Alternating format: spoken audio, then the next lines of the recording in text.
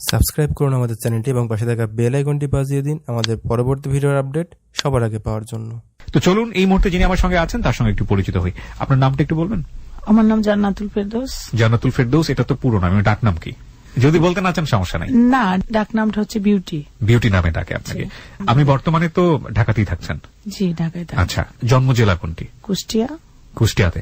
Beauty আজকে আমাদের সঙ্গে আছেন। তাকে আমি বলেছি প্রথমে যে দাওয়াত করে নিয়ে এসেছি আজকের এই অনুষ্ঠানের জন্য, কিন্তু কেন সেটা পুরো অনুষ্ঠান শুনলেই আপনারা বুঝতে পাবেন। তিনি জীবনের গল্প আজকে আপনাদের সঙ্গে শেয়ার করবেন এবং আমি সব শ্রোতাকে রিকোয়েস্ট করব অনুষ্ঠানের শুরুতেই আজকের এই জীবনের গল্পটি বিশেষ করে মেয়ে যারা আছেন তারা সবাই মনোযোগ দিয়ে শুনবেন এবং শুধু একা শুনবেন না, পারলে এই অনুষ্ঠানের শুরুতে আরো 3 জন বন্ধুকে টেক্সট পাঠান, জানান আজকের এই অনুষ্ঠানটি শোনার জন্য। তো আমরা আপনাকে বিউটি বলেই ডাকি, যেটা আপনার ডাক নাম। জি, শুরু করুন আপনি। আপনি একেবারে ছোটবেলা যেখান থেকে মনে পড়ে একেবারে ছবির মতো আপনি যেভাবে বলতে চান, যেভাবে স্বাচ্ছন্দ্য বোধ করেন। আসলে ছোটবেলা থেকে আমার জীবনটা একেবারেই আলাদা। আমার জন্মের পরে আর কি যেটা হয়ে আসছে যে আমার আম্মারা 2 বোন ছিলেন। জি। আমার খালা ছিলেন, উনি বাঞ্জা ছিলেন। আচ্ছা আচ্ছা। আমার নানার যে সম্পত্তি ছিলেন, নানা সম্পত্তি যদি নিজের নামে থাকে, নানা যদি মারা যায় তাহলে ভাইয়েরা পাবে, এই হিসাব নিকাশ করে যেহেতু কন্যা সন্তান এই জন্য আমার নানির নামে লিখে দিয়ে যায়। আচ্ছা আচ্ছা। নানি আবার কি করে, নানি যদি মারা যায় তাহলে তো নানির ভাইয়েরা পাবে এই সম্পত্তি, যে কারণে নানি আমার আম্মাকে রেজিস্ট্রি করে দেয়। আপনার মাকে সমস্ত সম্পত্তি রেজিস্ট্রি করে দেয়? আপনার খালা কিছু পায়নি? আমার খালাকে কিছু দেয়নি। এই বাঞ্ছা থাকার কারণে? হ্যাঁ, সে নিঃসন্তান, সে সম্পত্তি কি করবে, কিন্তু তার নিজের তো বাঁচার দরকার, ভরণ পোষণের দরকার। হ্যাঁ, সেটা তারা চিন্তা করেননি। অথচ আমার আব্বা চেয়ারম্যান ছিলেন, টাকা পয়সার সম্পত্তি অভাব ছিল না। আচ্ছা, কি পরিমাণ প্রপার্টি দিয়ে যায় লিখে? এখনো পর্যন্ত আমি জানি না আমাদের নানার সম্পত্তি কতটুকু। না, কম না, কারণ ওই সম্পত্তির মালিক এখন আমরা। তো খালা কোথায় থাকতেন ওই সময়টাতে? খালা থাকতেন খালার শ্বশুর বাড়িতে থাকতেন। পরে মানে আমি যখন আম্মার পেটে ছিলাম তখন 2 বোনে নাকি কথা হয়েছিল যে যদি কন্যা সন্তান হয়, মেয়ে হয়, তাহলে আমার খালা আমাকে নিবে। আচ্ছা। এবং তখনই পেটে থাকতে আমার নাম রাখা হয়েছিল বিউটি। ওকে। এরপরে আমি যখন হই তখন ওই 7 দিন আমার খালা আম্মার সঙ্গে ঘরে থেকে আমাকে নিয়ে যায়, 7 দিনে অনুষ্ঠান করে। আচ্ছা আচ্ছা, মানে 7 দিনের বয়সে আপনাকে খালার কাছে দিয়ে দেওয়া হয়। আপনার আগে কোনো ভাই বোন ছিল? হ্যাঁ, আমার আগে 2 বোন 1 ভাই। 2 বোন 1 ভাই। জি। তবে আমার 2 মা ছিলেন। 2 মা। আপনার মা কি দ্বিতীয় না প্রথম? আমার মা দ্বিতীয়। সব মিলিয়ে 2 বোন 1 ভাই? না, সব মিলিয়ে অনেক ভাই বোন আমরা। আচ্ছা, অনেক ভাই বোন আছে। এরপরে জীবন শুরু আমার অনেক সুখ আনন্দ ফুর্তি। 4 বছর বয়স পর্যন্ত আমি একটা পর্যায়ে খুব ভালো ছিলাম, যখন আমার বোধ শক্তি ছিল না। আমি বলতে পারবো না তার আগেকার কথাগুলি। যখন থেকে জীবনটা শুরু হয়েছে আমার মনে আছে, তখন থেকে আমি বলছি যে ওই সম্পত্তি যখন আমার আম্মার নামে আমার নানি সব লিখে দেয়, তখন আমার খালা খুব মন খারাপ করে আর কি। কিন্তু একবার চিন্তা করেনি যে ওনার সন্তান নাই বলে ওনার হাজবেন্ড তার একটা বিয়ে করতে পারে, তাহলে তার কি উপায় হবে, সেটা কিন্তু ওনারা ভাবেননি। আমার আম্মাকে ডাকতাম আমি খালা বলে, জি, আর খালাকে ডাকতাম আম্মা বলে। খুবই স্বাভাবিক, সেটাই স্বাভাবিক, কারণ সে আপনাকে বড় করছে। এটা জেনে আসছি। এরপরে যখন সম্পত্তি নিয়ে একটু রাগারাগি হতে হতে লাস্ট পর্যায়ে আমার আম্মা আমার খালার কাছ থেকে আমাকে কেড়ে নিয়ে যায়। কয় বছর বয়স সেটা? তখন আমার বয়স 4 বছর। আপনার তো মনে থাকার কথা না, আপনি পরবর্তীতে শুনেছেন এগুলো? শুনেছি, কিন্তু কিছু কথা মানে এখনো মনে আছে। যখন বনে বনে ঝগড়া করে যখন আমাকে আমার নানির বাড়ি থেকেই আমার আম্মা কেড়ে নিয়ে আমার আব্বার ওখানে বাড়িতে চলে যায়। আচ্ছা আচ্ছা। তখন খালা সহ্য করতে না পেরে আত্মহত্যা করেন। My goodness. তারপরে আম্মাকে আমি মেনে নিতে পারতাম না, মনে হতো যে ওনার জন্য আমার মা মারা গেছে। তখন আমি বাড়িতে মন বসতো না, ওই খালাক যেখানে কবর দিচ্ছে কবরস্থানে ওখানে যে বসে থাকতাম, মানে না খেয়ে হয়তো ময়লা মেখে ঘরে আসতে চাইতাম না। এক পর্যায়ে আমার মা স্বাভাবিক একটা চেয়ারম্যানের মেয়ে যদি ধুলাম বালি মেখে এখানে ওখানে বসে থাকে তাহলে মান সম্মানের ব্যাপার, তখন উনি হয়তো ওইভাবে দেখছেন। তখন আমাকে শাসন করতেন, মারতেন। যখনই মারতো তখনই আবার চলে যাইতাম, মানে মারধর করলে খালার বাড়িতে চলে যেতাম। আচ্ছা। ওখানে খালু পরে আবার বিয়ে করে আমার খালা মারা যাওয়ার পরে। তো উনি যদি বকাঝকা করতেন কষ্ট পাইতাম, ওখান থেকে আবার এখানে চলে আসতাম। এখানে এই বাড়িতে যখন আম্মা বকাঝকা করতো তখন ওখানে চলে যেতাম। একটা ছন্ন ছাড়া জীবন, মানে এরকম একটা অন্যরকম যাযাবর। ওকে। তারপর স্কুলের সময় হলো, আমাকে স্কুলে ভর্তি করলো। স্কুলে যে টেবিলে বেঞ্চেতে বই পড়েই আছে আমি নাই, মানে পড়াশোনার পরে কোনো মন বসতো না। সর্বক্ষণ মনে হতো আমার ভিতরে কি যেন একটা নাই। তবে আমার আব্বার সিনেমা হল ছিল, সেই সিনেমা হলে রূপাঞ্জলি সিনেমা হল এখনো আছে কুষ্টিয়াতে, ভেড়ামারাতে। আচ্ছা, মোটামুটি বিত্তশালী বলা যায় আপনার বাবা। জি, তো যখন ভালো লাগতো না তখন সিনেমা হলে সিনেমা দেখতে যাইতাম। আচ্ছা আচ্ছা। সিনেমা দেখছি, হয়তো ম্যাটিনি শো, তখন তো মর্নিং শো ছিল না। জি। Matinee show, first show, second show, 12টার পরে যখন হল ভাঙতো তখন চুপ করে বাড়িতে আসতাম। ওই রাত্রিরে যদি আম্মা জানতে পারতো তখন ওই রাত্রিরে ধরে মারধর করতো।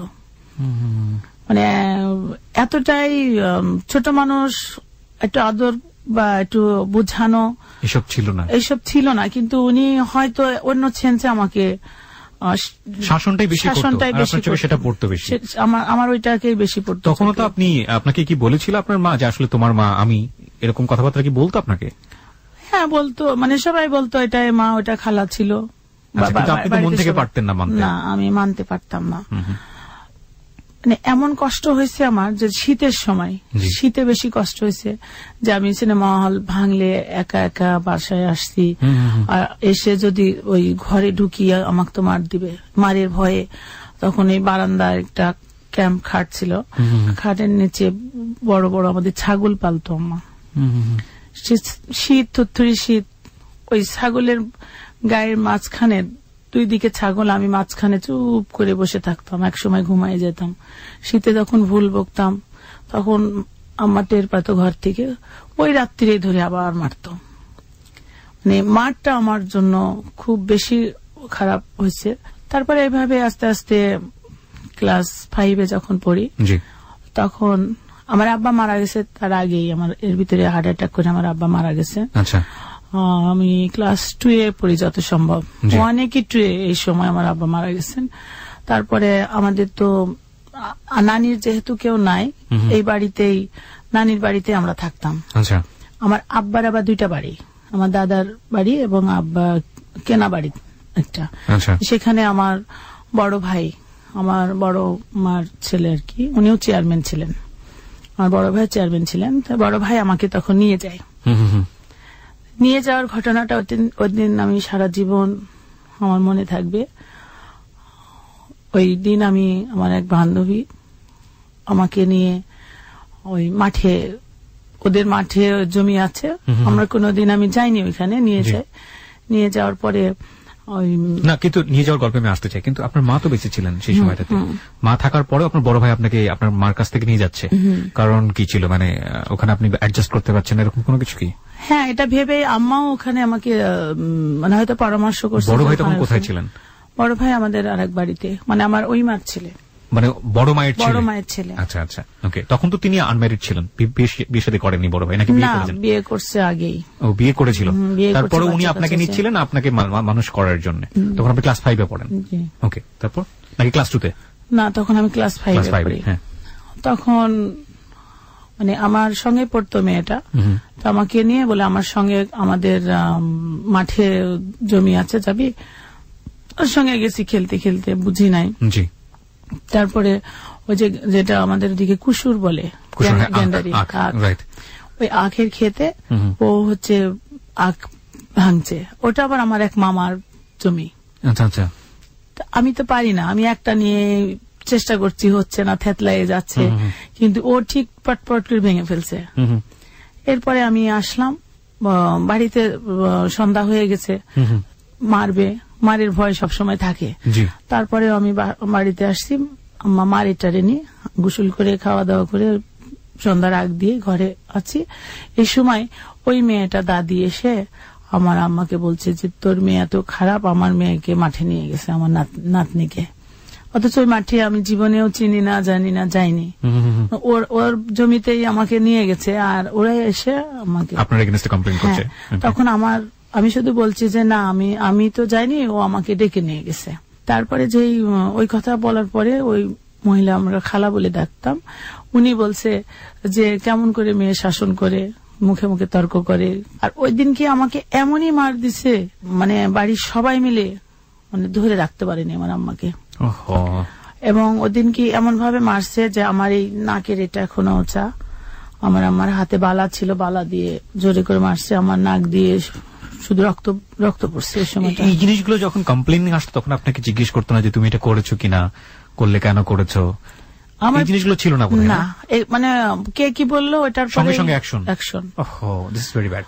মানে আমার ভিতরে প্রথম থেকে একটা জিনিস আছে, আমাকে যদি প্রথমে কোনো কিছু বলা হয় যে এটা করছো কেন, এটা ঠিক না, বা আমি যদি মনে করি বলি যে আমি আর করব না বা আমি এই জায়গায় যাব না, এরপরে যদি আমাকে কোনো সুযোগ না দেয়া হয়, এরপরে যদি আমাকে মারা হয়, আমি আর কিচ্ছু বলতাম না, মার খেয়ে ওই জায়গায় যাইতাম, ওই কাজটাই করতাম। মানে এক ধরনের অন্যরকম জিদ কাজ করতে, মানে ভিতরে একটা জিদ চলে আসে।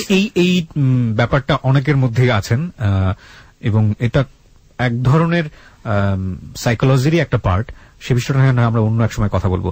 জি বলুন। তারপর ওই তো এমন মার মারছে, আমি একেবারে মানে খুবই আহত হয়ে গেছিলাম। ওই সময়ে আমার ওই বড় ভাইয়ের সঙ্গে কথা বলে ওই রাত্রিরে আমাকে দিয়ে আসে এই ঘটনার প্রেক্ষাপটে। হ্যাঁ, এই ঘটনার প্রেক্ষাপটে তখন আমি বড় ভাবি আমাকে খুব ভালোবাসতে, ভাবে মানে নিজেদের বাচ্চাদের সঙ্গে খাইতাম, মানে একসঙ্গেই আমরা হয়তো 1-2 বছরের ছোট বড় এমন, ভাইয়ের 2 মেয়ে আমার সঙ্গে থাকতো, একসঙ্গে ঘুমানো, গোসল করা, স্কুলে যাওয়া, সব একসঙ্গে। ওইখানে কি আপনি একটা বেটার এনভায়রনমেন্ট? হ্যাঁ। তখন আস্তে আস্তে আম্মা দূরে থাকলো, আমি দূরে থাকলাম। এই দূরে থাকতে থাকতে অনুভব করলাম, তারপরে সবাই এই যে গ্রামে তো একরকমের বোঝানো, গ্রাম থেকে এটা একটু শহরে, এখানে তো কারোর আশেপাশে কিছু কথা বলার, ওই ধরনের কথা বলার কোনো মানুষ ছিল না। স্কুলে যাইতাম, লেখাপড়া করতাম, বাড়িতে থাকতাম, একটা ডিসিপ্লিন লাইফ ছিল। তারপর অনুভব করলাম যে এটাই আমার মা, এবং আমার মাও তখন আস্তে আস্তে কিছু রান্না বান্না করলে আমার জন্য পাঠাইতো, মানে যে মা অত্যাচার করতো তার ভিতরে এক ধরনের মায়া তৈরি হলো। মায়া তৈরি হলো, মানে আমারও মায়া তৈরি হলো, তারও তৈরি হলো। আর মা তো মাই, সে তো জন্মদায়ী মা। যে যত যাই বলুক, মায়ের মতো ভালোবাসতো অন্য কেউ তো ভালোবাসবে না, বাসবে না। ট্রু। হ্যাঁ। তারপরে কিছুদিন পরে আমার জন্ডিস ধরা পড়লো। জন্ডিস না, আসলে ওনার লিভার ক্যান্সার হয়েছিল। আপনার মার? আমার মার মারা গেল। এই লিভার ক্যান্সারই মারা গেল? লিভার ক্যান্সারে কতদিন পরে মারা গেল? 3 মাসের ভিতরে, মানে জন্ডিস ধরা পড়ছে, এটা যখন মারা যায় তার 1 সপ্তাহ আগে জানতে পারি যে ক্যান্সার। তখন আপনি কোন ক্লাসে পড়েন? ক্লাস 8-এ পড়ি আমি। তখন ক্লাস 8-এ পড়েন। আচ্ছা। আমি বাড়িতে দেখছি যে রং করছে, বাড়িঘর রং করছে, পরিষ্কার করছে, ক্ষেতে ধান সিদ্ধ করছে, খড়ি কাটছে, মানে বাড়িতে ফাংশন হলে তো বোঝা যায় যে এটা কিছু হচ্ছে। মানে আপনার ভাবির ওখানে? হ্যাঁ, আমার ভাবির ওখানে। তখন আমি আমার এই কাজের মহিলাটাকে জিজ্ঞাসা করলাম যে বাড়িতে কোনো অনুষ্ঠান নাকি, এত সব আয়োজন দেখছি বুঝছি। তখন ও বলছে যে তোমার বিয়ে। ক্লাস 8-এ পড়ার সময়? ক্লাস 8-এ পড়ার সময়। তো বিয়েটা হচ্ছে আমার। বিয়ে জিনিসটাকে আপনি বুঝতেন তখন? ওইগুলিকে আমি তেমন কোনো অনুভূতি ছিল না। সাংসারিক সম্পর্ক কি হয়, একটা ছেলে একটা মেয়ের মধ্যে বন্ধুত্ব কি বা সম্পর্ক কি, এই জিনিসটা কিছুই বোঝাটাই স্বাভাবিক না। তারপর আপনার জীবনটা যদি একটু ডিফারেন্ট ছিল, সেই জন্য আমি কোয়েশ্চেনটা করলাম আর কি। ওইভাবে গুরুত্বই দিই নাই। আচ্ছা। এরপরে যখন শুনলাম যে বিয়ে আসছে সিরাজগঞ্জ থেকে, আমাদের নিজেদের ভিতরে আমাদের এক চাচাতো ভাই হয়, উনি দেশের বাইরে ছিলেন, তো সবাই ছবি টবি পাঠায়, আমার ছোটবেলায় দেখছে, পরে অনেক দিন সে বাইরে। তারপরে আমাকে বিয়ের বাজার করেই নিয়ে আসছে, বিয়ে করবে বাইরে থেকে। কিছুই আপনি জানেন? আমি কিছুই জানি না। তারপরে রাত্রিরে শুনলাম যে সকাল 10টায় ট্রেনে ওনারা আমার বাড়িতে আসবে, বিয়েটা রেজিস্ট্রি করবে, পরে অনুষ্ঠান করবে, 10-15 জন লোক আসবে বিয়েতে। পরে আমি সকালে পালাই যাই, বাসার থেকে পালাই যাই স্কুলে। ওকে। মানে স্কুলে পালাই যায় যে আমার বোনের ননদ স্কুলে পড়তো, আমি 8-এ পড়ি, ও তখন 10-এ পড়ে। উপরের মেয়েদের সঙ্গে আমার ভালো সম্পর্ক ছিল সবসময়। পরে করছি কি, ও স্কুলে আসেনি, ওর সঙ্গে সবসময় চলে, ওকে যে বলবো কথাটা, ও স্কুলে আসেনি। তখন ওর বাড়িতে চলে যাই আমি। আচ্ছা। ওর বাড়িতে চলে যাই, যাওয়ার পরে বলি যে আমাকে যেভাবে হোক আমাকে পালাই যাইতে হবে, আমি বিয়ে করবো না। ওকে। গার্জেনরা বিয়ে দিচ্ছে, আমি বিয়ে করবো না। কেন করবো না? আমাদের ওই ভাইটা ছিল শর্ট, এবং অনেক টাকা। আমি কখনোই টাকা পয়সা পছন্দ করতাম না, কারণ আমি স্কুলে যখন পড়তাম দেখছি যে যারা বড় লোকের মেয়ে তারা সামনের বেঞ্চে বসে, আর যারা গরিব মানুষ তারা পিছনের বেঞ্চে বসে। মানে টিফিনে সবাই ভালো খায়, টিফিন নিয়ে যায়, ওরা না খেয়ে থাকে। এটা আমার খুব কষ্ট লাগতো।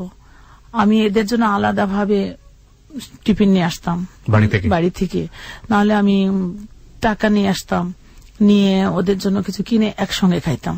সবাই বলতো তুমি বড় লোকের মেয়ে, তুমি খালি এইসব গরিব মানুষের সঙ্গে বসো, ওদের সঙ্গে চলো। কিন্তু আমার ওদের সঙ্গে চলতে আমার খুব ভালো লাগতো। প্রথম থেকেই আমি বড় লোকদের প্রতি একটা আলাদা একটা অনীহা, মনে হতো এদের মা মহব্বত কম, কারণ এরা ইচ্ছা করলে তো গরিবদেরকে একটু তুলতে পারে, এরকম আমার ভিতরে কাজ করতো। আচ্ছা, যাই হোক, পরে আমি চলে গেলাম ওখানে যে বললাম যে আমি বিয়ে করব না, যেভাবে হোক আমাকে একটু পালানোর ব্যবস্থা করেন, আমি কোথাও পালাই যাই। কিন্তু আমি যে একজন মহিলা, একটা মেয়ে, এই মেয়ের যে অনেক ধরনের বিপদ হতে পারে রাস্তায়, না কিংবা আমার বাবার সম্মান চলে যাবে, ভাইদের সম্মান চলে যাবে, এই চিন্তাটা তখন আমার ভিতরে আসেনি। যাওয়ার পরে 2 দিন হয়ে গেছে, এদিকে বিয়ে লোকজন আসার পরে আমি কোথায়, তখন বলছে যে বাড়ি থেকে বলছে যে ও বেড়াতে গেছে, আসছে নানির বাড়িতে গেছে। তখন নানির বাড়িতে আসছে ওরা, আমাদের ওই যে যার সঙ্গে আমার বিয়ে, উনি নানির বাড়িতে আসতে, এসে দেখে নানি বাড়িতে আমি নাই। তখন আবার আমার বড় বোনের বাড়িতে গেছে, যে বোনের দেবরের সঙ্গে আমি ওর বোনের বাড়িতে আবার গেছি, আর এক বোনের বাড়িতে। 2 দিন যখন হয়ে গেছে তখন আমার ভিতরে ভয় হয়ে গেছে। আমার ভাই বোন সবাই খুঁজে বেড়াচ্ছে, এটা মানিজ্যতের ব্যাপার হয়ে গেছে যে আমি একটা মেয়ে, আমি যে বাড়িতে ফিরে যাব, কোন লজ্জায় ফিরে যাব, আমাকে তো মারবে, বা মানিজ্যতের ব্যাপার হয়ে যাচ্ছে। এই চিন্তা করে আমি ডিসিশন নিতে পারিনি ওই সময় কি করব। আমি যার সঙ্গে গেছি ওর বোনের বাড়ি, ওর আবার বড় ভাইটা আর্মির চাকরি করতো, আমাকে পছন্দ করতো আর কি। আমার আম্মা যখন বেঁচে ছিল তখন উনি আমাকে চিঠিও দিচ্ছে, বিয়ের প্রস্তাব দিচ্ছে। আমি আবার আম্মাকে বলে দিতাম যে উনি আমাকে পছন্দ করে, বিয়ে করতে চায়, আমার কিন্তু ভালো লাগে না, আমি বলে দিতাম। ওই যে ওরই ভাই, ওই যে ওইটা যার সঙ্গে আমি ওর বোনের বাড়িতে গেছি, পরে ওরা তখন আমাকে বুঝায় যে তুমি যদি এখন বাড়িতে যাও তোমার পরে অত্যাচার হবে, সমস্যা হবে, মান সম্মান সব চলে গেছে, তার চেয়ে বরঞ্চ ওই যে সুযোগটা নিচে যে ওর ভাই পছন্দ করে ওর সঙ্গে বিয়ে দেওয়ার জন্য। 3 দিন পরে ওর মা, ভাই আরো সবাই মিলে এই ওনার ওই বাড়িতে এসে আমাকে বিয়ে দেয় তার সঙ্গে। মানে যিনি আপনাকে পছন্দ করতো আর্মি ম্যান যিনি ছিলেন। হ্যাঁ, উনি ওই সময় চাকরি ছেড়ে দিয়ে চলে আসছিল আর কি, আর্মি ছিল আগে। আচ্ছা, যে সময় আমার সঙ্গে, মানে তো ওনার সেই সময় বয়স আপনার তুলনায় অনেক বেশি। হ্যাঁ, তখন ওনার বয়স 25-এর উপরে ছিল, আর আপনি তখন ক্লাস 8-এ পড়ুয়া, তার মানে আপনার বয়স খুব বেশি হলে 13 থেকে 14 বছর। হ্যাঁ, এরপরে তখন যেহেতু বিয়ে হয়ে গেল, ওখানে বিয়েটি বুঝতাম তখন আমি, মানে এক বিয়ে থেকে বাঁচার জন্য আপনি আরেক বিয়ে করে ফেললাম, কারণ তখন আমার ফিরে আসার কোনো পথ ছিল না। ওইভাবে বুঝছি তখন যে আমি কোথায় যাব, কি করব, ওরা যেভাবে বুঝাইছে ওইভাবে বুঝছি। এবং যার সঙ্গে বিয়ে হয়েছে ওনার মা নিজে এসে আমাকে নিয়ে গেছে। এরপরে চলো যাই ওনাদের বাড়িতেই, কিন্তু আমার যার সঙ্গে বিয়ে হওয়ার কথা ছিল সে তখনও আছে আমার বোনের বাড়িতে, আর যে বাড়িতে উনি আছে, মানে পরে আমার বোনের বাড়িতে বেড়াতে গেছে আর কি, যে আমি নাই, আসবো এই। আর তখনই ওখানে উনি শুনে যে আমার বিয়ে হয়ে গেছে, পরে ওই বাড়িতে আমি যাই উঠি। কিন্তু উনি আমাকে পরপর 3 বার প্রস্তাব দেয়, 3 বার দেশের বাইরে চলে যায়, আবার আসে বিয়ে করার জন্য, যে ছেলেটা আপনাকে বিয়ে করতে চেয়েছিল। হ্যাঁ, কিন্তু এখানে যে ঘটনা শুরু হলো, মানে উনি তো কাজ করতো না, বেকার লোকের সঙ্গে বিয়ে বসলাম। তারপরে আমি একটা 3 পিস পরে আসছি, শুধু জামা পায়জামা একটা, কোনো কিছু নিয়ে আসিনি। মানে কষ্টের একটা, ওই বাড়ি চেয়ারম্যান, ওটাও হচ্ছে চেয়ারম্যান বাড়ি। আমার আব্বা চেয়ারম্যান ছিল, আমার বোনের শ্বশুর চেয়ারম্যান ছিল, আর যার সঙ্গে আমার বিয়ে হয়েছে আমার বোনের হচ্ছে চাচা শ্বশুরের ছেলের সঙ্গে বিয়ে। মানে এটাও এক ধরনের আত্মীয় সম্পর্ক, একই বাড়ির ভিতরে, মানে সেপারেট আর কি। পরে ওখানে যে ওই যে গরুর গোবর তোলা, তারপরে আপনার 5 কেজি 6 কেজি আটা রুটি বানানো, বড় বড় রুটি, ওই যে কামলা বড় যে কাজ করে এরা খায়, মানে বিশাল বড় উঠান, আমার তো অভ্যাস নাই, সে উঠান ঝাড়ু দেয়া, অনেকগুলি প্রায় 5টা ননদ ছিল, বৃষ্টির ভিতরে ভিজে ভিজে উঠান ঝাড়ু দিতে হতো, রান্না করতে হতো, আবার ধান বানতে হতো, ঢেঁকিতে ধান বানতে হতো। আর বড় যে পানের বরজ ওই এলাকায় বেশি, পানের বরজে খোল দেয়, যে সরিষার যে খোল যেটা তেল বের হয়, ওই খোল কুটে ওইটাকে আবার হচ্ছে বরজে দিত। ওইটাও আমাকে বস্তা বস্তা খোল পার দিতে হতো। বিয়ে করার পরে আপনার বাড়ি থেকে যোগাযোগ করলো না? না, বিয়ে করার পরে আমার টোটাল আমার সঙ্গে সবার সম্পর্ক বন্ধ। কেউ আপনাকে নকও করছে না সেই মুহূর্তে? না। ওকে। তারপরে সবাই আমার বোনের বাড়িতে যায়, আমার বাড়িতে ঢুকে না, ওই গেটে ঢুকতে দেয় না। আমার বোনের আদেশ ছিল যে ওই বাড়িতে কেউ আসলে, মানে আমি তাকে ছোট করছি, এটা স্বাভাবিক। সবার রাগ আমার পরে, একা একা ডিসিশন নিছি। এই আমার বাড়ি থেকে আম কাঁঠাল অনেক কিছু যেত, কিন্তু আমার বাড়িতে কিছু যেত না। আমি জানালা দিয়ে দেখতাম যে আমার বাড়ির সবাই আসছে, কিন্তু আমার সঙ্গে কথা বলতো না, খুব কষ্ট হতো ওই সময়। যাই হোক, ওই বাড়িতে আমার যিনি শাশুড়ি ছিলেন, আমার বোনের চাচি শাশুড়ি, উনি আমাকে খুব ভালোবাসতেন, বাড়ির সবাই আমাকে ভালোবাসতো। শুধু উনি ছিল বেকার, আমি বেকারত্ব দূর করার জন্য চেষ্টা করছি। প্রথমে আমার গহনা ছিল, যে খালার গহনা তো আমি পাইছিলাম, তারপরে মাও গহনা দিছিল, আমার নিজস্ব ছিল, ওইগুলি আস্তে আস্তে বিক্রি করে একটা একটা বিক্রি করে করে পানের বরজ বানালাম 500 পিল্লি বলে আর কি, শাড়ি। সংসার করার সময় ওটা করলাম। তারপরে আমার শ্বশুর ছিলেন, উনি দেখলেন যে ছেলে বেকার, উনি আমাকে 5 বিঘা জমি দিলেন, যে এই জমি কটে দিয়ে হোক আর আবাদ করে হোক, তুমি এটা নিয়ে চলো।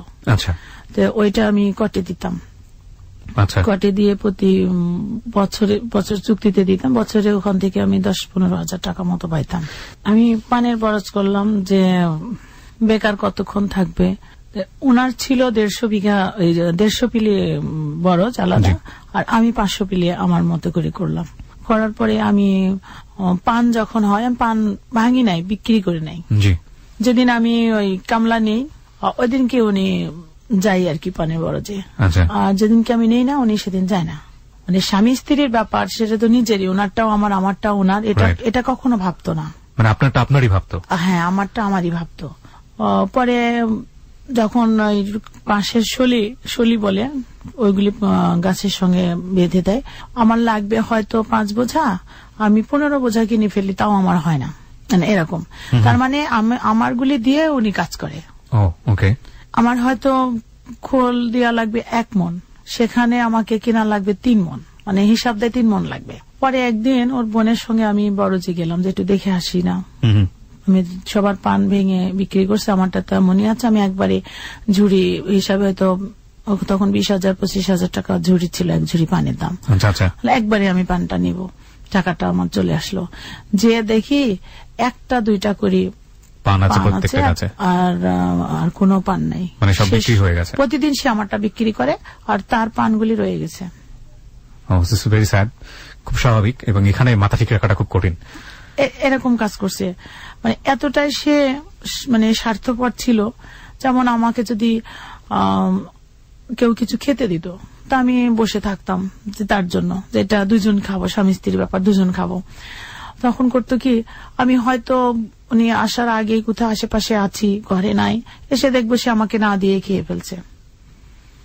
মানে এরকম একটা আমার প্রতি একটা অনীহা ছিল। মাঝখানে আমার এর ভিতরে আমার বাচ্চা হয়, হ্যাঁ, এটা বেবি হয়, হয়ে মারা যায়। বাচ্চা হওয়ার পরে পেটে থাকতে মারা যায় না, পেটে থাকতে মারা যায় না, হওয়ার পরে সুস্থ স্বাভাবিক হওয়ার পরে হঠাৎ মারা যায়। তারপরে আমার মন মানসিকতাটা আরো খারাপ হয়ে যায়। তবে আমি সব সময় সারা জীবনে এখনো আমি ওই চাষবাসের প্রতি একটু দুর্বল ছিলাম। সবজি লাগাইতাম, ফুল বাগান করতাম, মানে এটা শখ আমার। তো ওইখানে আমি কলার বাগান, ওলের বাগান, সবজি, বিভিন্ন ধরনের সবজি করতাম। যাই হোক, চলতাম আমার মতো। এর মাঝে আমার কষ্ট দেখে আমার বোনের বাড়ি যেহেতু একসঙ্গে, কথা বলে না, বোন চেষ্টা করছে যে আমি ওখানে কষ্ট করে যেন না থাকি, চলে আসি। অনেকগুলি অফার দিছে আমাকে, সুযোগ দিছে। তখন আমার মনের ভিতরে একটা জিনিস আসতো যে আমি একটা মেয়ে মানুষ, একবার বিয়ে হয়েছে, সেটা ভালো হোক মন্দ হোক চেষ্টা করি থাকার। যেহেতু বাবা মা নাই, আমাকে তো ভাই বোন নিয়ে যে আবার আরেক জায়গায় বিয়ে দিবে, তারা তো ঘরে রাখবে না। সেখানেও যদি আমার এরকম কষ্ট হয়, একটা মানুষের, একটা মেয়ে মানুষের কয় জায়গায় বিয়ে হয়, মানে এটাকে খুব লজ্জা মনে করতাম। লজ্জা মনে করে তাদের কথাকে মানি নাই, তাদেরকে বারবার অপমান করছি, বারবার অফার দিছে, বারবার অপমান করছি। তারপরে আর তারা আমাকে আর সহযোগিতা করেনি, যা খুশি তাই করুক এরকম একটা। তবে আমার শ্বশুর বাড়িতে আমি ছিলাম মেয়ের মতো, মানে বোনের শ্বশুর বাড়ি তো সবাই তুই মুই করে কথা বলতো, দেবর ভাসুর সবাই মানে ওই বাড়ির মেয়ের মতো। এমনকি ওই বাড়িতে আমার বিয়েও আসছে, আমি ওই বাড়ির মেয়ে বলে বিয়ের সম্বোধন আসছে যে আমি ওই বাড়ির মেয়ে বিয়ে দিবে নাকি, এমনও হয়েছে। তো এইভাবে চলতে চলতে বাচ্চা মারা যাওয়ার পরে আমার মন মানসিকতা ভেঙে যায়। তারপরে আবার কিছুদিন পরে আবার আমার বাচ্চা হয়, মানে 1-1.5 বছরের ভিতরে আমার আর একটা বাচ্চা হয়। সে বাচ্চাটা হওয়ার পরে মোটামুটি একটু ভালো ছিলাম। হঠাৎ এই বাচ্চার বয়স যখন 6 মাস বসা শেখা, ওই বাচ্চাটা হঠাৎ ঠান্ডা লেগে জ্বরে সেটাও মারা যায়। আচ্ছা আচ্ছা, এই বাচ্চাটা মারা যায়। তখন ডাক্তার দেখালাম যে হঠাৎ কেন বাচ্চা মারা যায়। ডাক্তার দেখানোর পর ডাক্তার বলল ব্লাডের সমস্যা আপনাদের দুজনেরই। দুজনেরই ব্লাড টেস্ট করার পরে বলল যে আপনারা যদি ভালো সম্পর্ক না থাকে তাহলে এখনই আপনারা সেপারেট হয়ে যান, আর যদি ভালো সম্পর্ক থাকে তাহলে থাকেন, কিন্তু বাচ্চা ট্রাই করেন না। হ্যাঁ, আমি বললাম একটাও বাঁচবে না। একটাও বাঁচবে না, ডাক্তারই বলে যে বাঁচবে না, তারপর আল্লাহর ইচ্ছা, যদি বাঁচতেও পারি হয়তো। হ্যাঁ, ব্লাডে এই এক ধরনের কি যেন সিমিলারিটির ক্ষেত্রে এই প্রবলেমটা হয়, এবং যদি বাঁচেও তাহলে নাকি ভবিষ্যতে সমস্যা তৈরি হয়। হ্যাঁ, সেটাই বলছে। এই সুযোগটা সে কাজে লাগাচ্ছে যে বাচ্চা বাঁচবে না। তখন আমার প্রতি সে আরো অন্য রকমের মন মানসিকতা তৈরি হয়।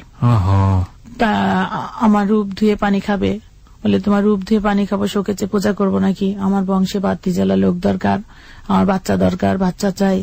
তো বিভিন্ন জায়গায় মেয়ে দেখে বেড়ায় আলাদা বিয়ে করার জন্য। আমি থাকা অবস্থায় তারপরে এক বিছানায় ঘুমাই না, আলাদা রুমে ঘুমাই। আমি প্রায় 7 বছর শুধু ইনোকটিন ট্যাবলেট খাই আমি দিন কাটেছি। 7 years? হ্যাঁ, এবং প্রতিদিন 10 mg করে একটা ইনোকটিন ট্যাবলেট 100 টাকা খাইছি। প্রত্যেক দিন 10টা করে খাইছি। প্রতিদিন 10টা করে? 10টা করে খাইতাম, এমন একটা পর্যায়ে গেছিলাম। 10টা করে মানে 100 মিলিগ্রাম। আর 100 মিলিগ্রামের ঘুমের ওষুধের পাওয়ার তো ভয়াবহ পাওয়ার, মানে ঘুম হতো না বলে আপনি এটা করতেন? হ্যাঁ, আমি এটা খাইতাম।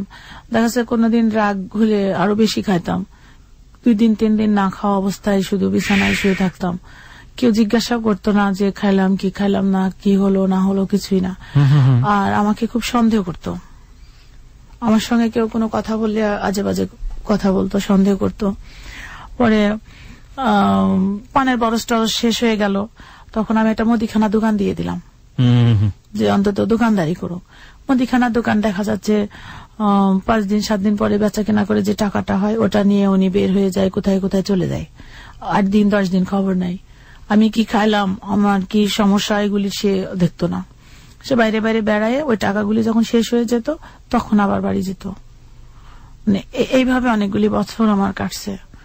কাটার পরে সিদ্ধান্ত নিলাম, একসময় চিন্তা করলাম এটা তো কোনো জীবন না। এই দোকানের অবস্থা আস্তে আস্তে খারাপ হয়ে গেল। সে যেহেতু টাকাগুলি নিয়ে নিয়ে বাইরে চলে যায়, ইনভেস্ট করে না এটা। আর এরকম মানুষ আছে কিনা আমি জানি না। তার বাবা মা মুরব্বী মানুষ বসে থাকে, আমরা সংসার পৃথক হয়ে গেলাম, আলাদা থাকে। একটা মাছ মাংস যেটা রান্না করি না কেন, শ্বশুর শাশুড়ি তাকে দিয়ে খাবো না? তাদের তো দেওয়া উচিত, তারা কষ্ট করে ছেলে মানুষ করছে, তাদের এটা হক। উনি এটা দিতে দিত না, নিজের বাবা মাকে না, বলতো কামাই করা লাগে না, লোকের কামাই করা টাকা দিয়ে খাওয়াতে ভালো লাগে। তার বোনের হাজবেন্ড ড্রাইভার ছিল, গাড়ি চালাতো। যেদিন ওইখানে গাড়ির হল্টে পড়তো, রাত্রিরে 12টা-1টা বাজে আসতো। তখন চিন্তা করতাম মুরব্বী মানুষ আবার রান্না করবে, জামাইকে খাওয়াবে, তো আমি রান্না বান্না করে খাওয়াইতাম, দিতাম, এরকম একটা ইয়ে ছিল। তো ওইটা উনি সহ্য করতে পারতো না। যাই হোক, এক পর্যায়ে চিন্তা করলাম আমাকে এখান থেকে মুক্তি পেতে হবে। তখন আমার ডিসিশন হলো যে আমি এমন ঘরে জন্মাইছি, কোনো ছোট কাজ করতে পারবো না। ক্লাস 8 পর্যন্ত লেখাপড়া করে তাও 8 পাস না, কেবল 8-এ উঠছি, তার 2-3 মাস পরে বিয়ে হয়েছে। চাকরির জন্য কোথাও গেলেও তোমাকে বলবে কি পাস, অন্তত এসএসসি পাস হলেও একটা ছোটখাটো চাকরি হলে করে খাওয়া যায়। তখন আমি ক্লাস 9-এ রেজিস্ট্রেশন করি, ওখান থেকেই আচ্ছা লেখাপড়া করার জন্য ডিসিশন নেই। রেজিস্ট্রেশন করার পরে উনি আমাকে বলতে লাগলো যে আমি কম লেখাপড়া জানবো, তুমি বেশি জানবা, তোমার দাম বেশি হয়ে যাবে, আমাকে মানবা না, এটা হবে না। আমাকে পড়াশোনার বিরোধিতা করতে লাগলো। তারপরে আমি আমার নানির বাড়িতে, তো নানি একা, আমার আম্মা তো মারা গেছে, তখন নানি বললো যে তুমি এখানে আসি থাকো। ওখানে যে বিভিন্ন ধরনের অশান্তি হতে লাগলো। আমি এখানে আসার আগে আমি আর একটা কাজ করলাম, সেটা হচ্ছে ফার্নিচারের ব্যবসা করলাম। আচ্ছা, তো আমি এর মধ্যে আমার একটা ঘটনা, সেটা হচ্ছে আমার শ্বশুর বাড়ির পাশে একটা মেয়ে ছিল, বিয়ে হয়েছিল ওর শ্বশুর বাড়ি, তো ও আমাকে খালা বলে ডাকতো। আচ্ছা, তো ওই ওদের সঙ্গে একটা ভালো সম্পর্ক, ওরা না খেয়ে থাকে, যে আমি বাড়িতে নিয়ে এসে খাওয়াই, চুরি করে সব জিনিসপত্র দিয়ে দিয়ে আসি, পরে কাজ। মানে একটা জিনিস বুঝতে পারছি যে অসহায় কোনো মানুষ দেখলে আপনার মনটা এমনিতেই কাঁদতো অটোমেটিক্যালি, তাকে যতটুকু নিজের আছে দিয়ে হেল্প করা যায়, এবং এটা করে আপনার ভালো লাগতো। হ্যাঁ, এটা আমার ভালো লাগা। তো ওই বাড়ির বউ একটা আমাকে খুব নিজের খালার মতো মনে করতো। আচ্ছা আচ্ছা। তো একদিন হঠাৎ আমি স্বপ্ন দেখছি, ঘুমে স্বপ্ন দেখছি যে আমার বাচ্চা যেটা মারা গেছে, আমার বাচ্চাটা প্রায় 6-7 বছর বয়স হয়ে গেছে, মানে 5-6 বছরের। আমার আম্মা আমার ওই বাচ্চাটাকে দিয়ে যাচ্ছে, আমাকে বলছে যে তোর বাচ্চা আমি নিয়ে গেছিলাম, তোকে দিয়ে গেলাম। আচ্ছা আচ্ছা। স্বপ্ন দেখছি, তখন ওই বাচ্চাটাকে আমি কোলে জড়ায়ে ধরে মানে আনন্দে হাসছি, কাঁদছি, এরকম একটা পর্যায়ে। ফজরের আজান পড়ছে, ওই সময়টা আমি স্বপ্নটা ভেঙে যাই। স্বপ্নটা একদিকে স্বপ্ন ভেঙে যায়, একদিকে একটা ছেলে এসে আমাকে ডাকছে, যে ওই মেয়েটার কথা বলছে যে ইকলেচের শাশুড়ি মারা গেছে, তো সবাই যাচ্ছে, আপনি যাবেন নাকি? তখন আমি মনটা খুব খারাপ লাগলো যে ও বাচ্চা মানুষ, বাচ্চা কাচ্চা হয়নি তখন ওর, মাটা মারা গেল, বাচ্চা হতে যায় মা মারা গেছে। শুনে আমি ওর সঙ্গে গেলাম। Very interesting. ওকে। ওর সঙ্গে গেলাম, যে দেখি ওর মাটা আগের দিন সন্ধ্যাবেলায় মারা গেছে, বাচ্চাটা হতে যে মারা গেছে, বাচ্চাটা হওয়ার পর পরে মাটা মারা গেছে। ওকে। সকালে আমরা গেছি ভোরে, যে দেখি বাচ্চাটা পড়ে আছে, কেউ উঠায়নি, কেউ উঠায়নি। ওইটা 9 নম্বর বাচ্চা। আগেরগুলো কি হয়েছে? আগেরগুলি আছে। আচ্ছা আচ্ছা। আগের বাচ্চাগুলি সব বেঁচে আছে, তো ওই বাচ্চাটাই লাস্ট মেয়ে বাচ্চা, ওই জন্য কেউ উঠায়নি। তখন আমি ঘুরতে আমি ভাবছি যে মারা গেছে, যেহেতু পেটের ভিতরে হয়তো বাচ্চাটা রয়ে গেছে, হতে যায় মারা গেছে, তখন বাচ্চা যে হয়ে মারা গেছে তা জানি না। এরকম হলে সাধারণত সমাজে যেটা হয় কুলাঙ্গার বলা হয়, অপায়া বলা হয়। হ্যাঁ, ওকে ওইভাবে বলছে। তারপরে আমি ওই রান্নাঘরের দিকে যে দেখি, ওই রান্নাঘরে বাচ্চাটা হয়েছিল আর কি, ফেলে রাখছে, গলাটা ভেঙে গেছে কাঁদতে কাঁদতে, সারা রাত কাঁদতে। তখন গরমের সময় আমি বাচ্চাটা তুলে পাশের বাড়িতে নিয়ে গেলাম, যে শুধু বলছিলাম যে বাচ্চাটা এইভাবে রেখে দিচ্ছে, আমাকে দিলে তো আমি নিয়ে যেতাম। আচ্ছা আচ্ছা। এটা বলছে। তখন পাশের বাড়িতে নিয়ে যে গরম পানি দিয়ে, স্যাবলন নিয়ে এসে সাবান দিয়ে গুসল উসুল করায়ে ওদের বাড়ি থেকে পুরাতন ন্যাকড়া দিয়ে বাচ্চাটা কোলে নিলাম, নিয়ে ছাগল ছিল, ছাগলের দুধ খাওয়াইলাম আর কি বাচ্চাটাকে ইয়ে করে। ওকে। বাচ্চাটা যখন আমি কোলে উঠাই, তখন বলছিলাম যে বাচ্চাটাকে এভাবে ফেলে রাখছে, আমাকে দিলে তো হতো, আমি নিয়ে যেতাম। এই কথাটা অনেকে শুনছে, আমি কারোর কাছ থেকে চাইনি, একবার শুধু উচ্চারণ করছিলাম। এখন বাড়িতে যে বাচ্চা নিয়ে যাব, আমাকে বাড়িতে উঠতে দিবে কিনা, এটাও একটা ব্যাপার। মানে সবাই বুঝায় তো ওনাকে যে বাচ্চা বাঁচবে না, তাই কি হয়েছে, একটা বাচ্চা পালক নিলেও তো হয়। তো উনি এটাতে রাজি ছিল না, যে পরের বাচ্চা কোনোদিন আমার হাজবেন্ড এটাতে রাজি ছিল না। আমি হোমচিকেল ভাবেই কিন্তু ডিসিশনটা নিয়ে ফেলছি ওই সময়, নিজে নিজেই, কাউকে কিছু না বলেই, যে একটা ছোট বাচ্চা আমি কিভাবে, আমি তো একটা মা, আমি তো একটা সন্তান হারা মা, আর ওটা হচ্ছে মা হারা সন্তান। আমি চিন্তা করলাম যে যদি বাড়িতে নাই উঠতে দেয়, তা আমি বাচ্চাটাকে নিয়ে যেদিক 2 চোখ যায় চলে যাবো। তখন তো আমার বাবার বাড়িতে আমি আসি না, আমার তো কেউ নাই তখন। লাশ দাফন করার পরে লোকজন সবাই মিলে আমাকে বাচ্চাটা দিয়ে দিল ডেকে। আচ্ছা। এই জন্য দিল যে চেয়ারম্যানের মেয়ে, চেয়ারম্যান বাড়ির বউ, মানে কোনো অভাব হবে না, সমস্যা হবে না, বাচ্চাটা ভালো থাকবে, এই ডিসিশন নিয়ে এলাকার চেয়ারম্যান মেম্বার মিলে আমাকে বাচ্চাটা দিয়ে দিল এবং ওই বাচ্চার বাবা আমার হাতে তুলে দিল যে আপনি নিয়ে যান। আমরা মনে করছি সে মারাই গেছে, এখন যদি বেঁচে থাকে তা আপনার ভাগ্য আর আল্লাহর ইচ্ছা। তখন আমি বাচ্চাটা নিয়ে চলে আসলাম, ভয়টাই পেলাম না, মানে হোমচিকেল ভাবে চিন্তা করলাম যদি নাই উঠতে দেয় তাহলে আমি প্রয়োজনে লোকের বাড়ি কাজ করে খাওয়াবো, এইভাবে ডিসিশন নিয়ে আসলাম। বাড়িতে নিয়ে আসার পরে দেখি যে না, সবাই আনন্দিত যে বাচ্চা নিয়ে আসছি। আমার শাশুড়ি আগুন করে বাচ্চাকে চেকা, ডাক্তার নিয়ে আসা, আবার আমার হাজবেন্ডও বেশ বাজার থেকে দুধের ফিডার টিডার সব নিয়ে আসে। পজিটিভ পেলেন? হ্যাঁ, পজিটিভ পেলাম। এমনকি আনন্দে সবাই মানুষকে রান্না বান্না করে, পায়েস টাইস রান্না করে সবাই মিষ্টি নিয়ে এসে খাওয়াচ্ছে, এরকম একটা। এরপরে বাচ্চাটার ওই যে নিউমোনিয়া হয়ে গেছিল, ঠান্ডায় পড়েছিল, মারা যাচ্ছে। পরে হসপিটালে ভর্তি করি, অক্সিজেন দিয়ে রাখি ডাক্তার। লাস্টে ডাক্তার বলে যে বাচ্চাটা বাঁচানো মানে সম্ভব হবে না, কারণ বাচ্চাকে কিছুই খাওয়ানো যাচ্ছে না, যা কিছু দিচ্ছে ছাগলের দুধ খাওয়াতেন। হ্যাঁ, পরে ডাক্তার বলল যে এই বাচ্চা যদি মায়ের দুধ পায় তাহলে বাচ্চা বাঁচবে, না হলে বাচ্চা বাঁচবে না। যদি বুকের দুধ খাই, that is quite impossible, কোথায় ম্যানেজ করবেন? হ্যাঁ, বুকের দুধ খাইলে বাচ্চা বাঁচবে, নাহলে বাঁচবে না। পরে ঘুরাই দেয়। 6 দিনের দিন বাচ্চাটা আমি বাসায় নিয়ে আসি, নিয়ে এসে ওই যে কান্নাকাটির মধ্যে দিয়ে চিকিৎসা চলছে, ওষুধ খাওয়াচ্ছি। তারপরে যখন বাচ্চার বয়স 9 দিন, ওদিনই কিন্তু মারা যাবে, ডাক্তার বলছে আর 1 দিন বাঁচতে পারে। না খেয়ে কতক্ষণ বাচ্চা রাখবে, একদম পাতলা, সব মনে হয় নাড়ি ভুড়িগুলি দেখা যেত, এমন পাতলা, কিন্তু খুবই সুন্দর, পুতুলের মতো ফর্সা সুন্দর বাচ্চাটা। মায়া হয়ে গেছে, আমি তো আবার কোলে করে রাখছি, আবার মারা যাবে। সারা রাত্রি কান্নাকাটি করছি যে আল্লাহ তুমি কেন দিলা, কেন আবার আমার পুরাতন কষ্টগুলিকে আবার নতুন ভাবে জাগাচ্ছ, এই কোন পরীক্ষার ভিতরে আমাকে ফেললা, আমি এতই পাপ করছি যে আমাকে সারা জীবন খালি কান্নার মধ্যে থাকতে হবে। এইভাবে আমি সারা রাত কান্নাকাটি করতে করতে একটু ঘুমাইয়ে গেছি, ফজরের সময় আবার ঘুমাইয়ে গেছি। ঘুমানোর পরে উঠে দেখছি আজান পড়ছে, ওই সময় ঘুম ভেঙে গেছে, দেখছি দুধ নেমে, আমার বুকের দুধ নেমে ভেসে গেছে সব, মানে শাড়ি ভিজছে, মশারি ভিজছে, বিছানা ভিজে গেছে দুধ নেমে। আমি ভয় পেয়ে গেছি, তাড়াতাড়ি উঠে আমার শাশুড়িকে ডাক দিলাম যে এই ঘটনা। তখন আমার শাশুড়ি আবার ডাক্তারকে ডাকায় নিয়ে আসলো ভোরে।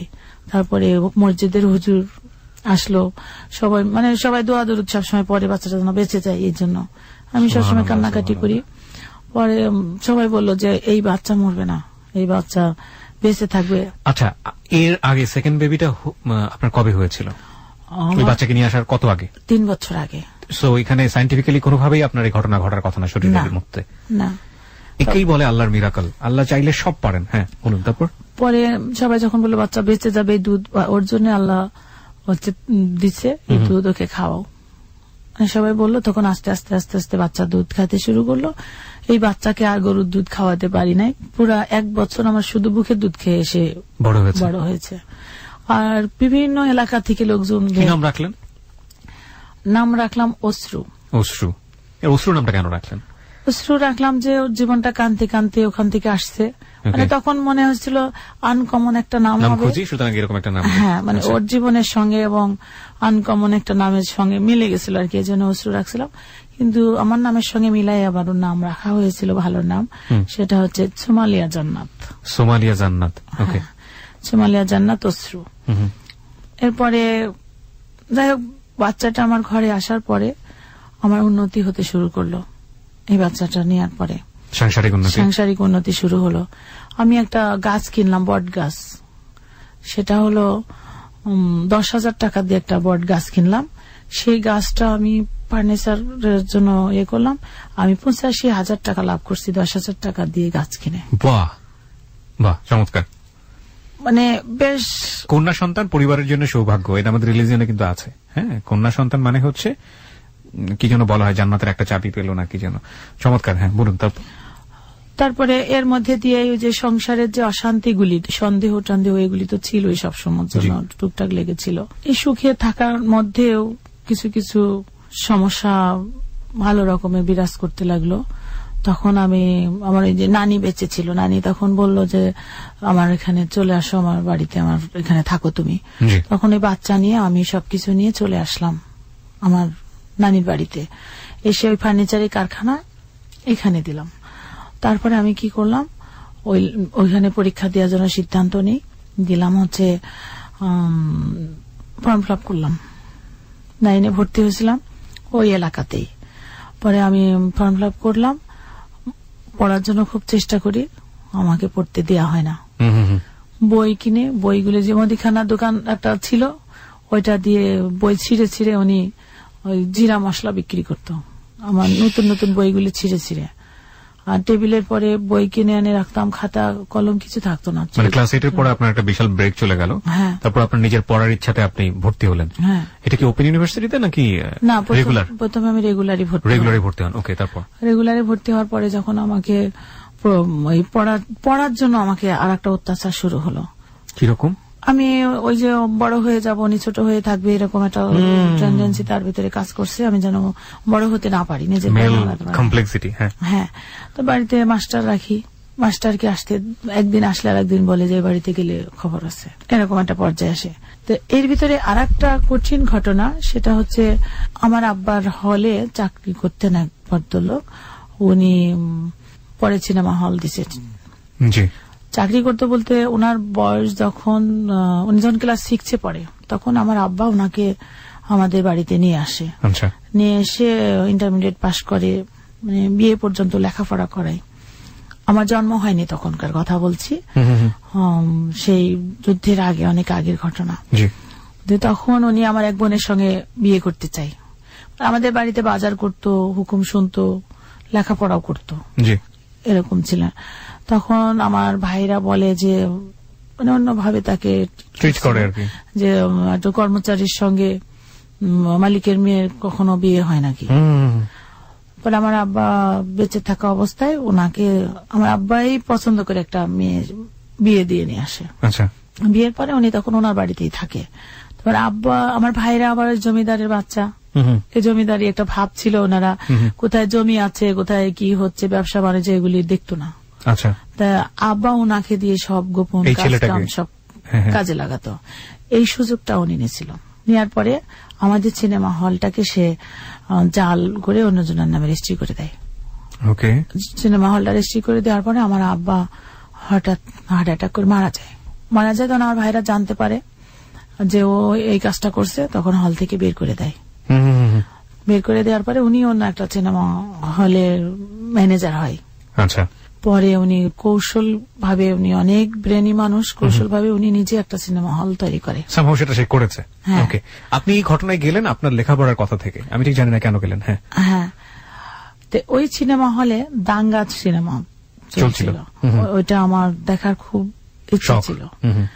আমার মামাতো বোনের সঙ্গে, যেহেতু আমি নানির বাড়িতে এখানে থাকি, আমার দুই মামার মানে আশেপাশের মানে চাচাতো মামার, ওদের নিয়ে আমি সিনেমা দেখতে গেলাম। আমার সঙ্গে উনিও আছে সিনেমা হলে, ওনার সিনেমা হলে সিনেমা দেখতে গেলাম। সিনেমা দেখতে যায় বের হচ্ছে, সিনেমা হল ভেঙেছে, বের হচ্ছে, আমার আবার স্যান্ডেল ছিঁড়ে গেছে সিনেমা হলের ভিতরে।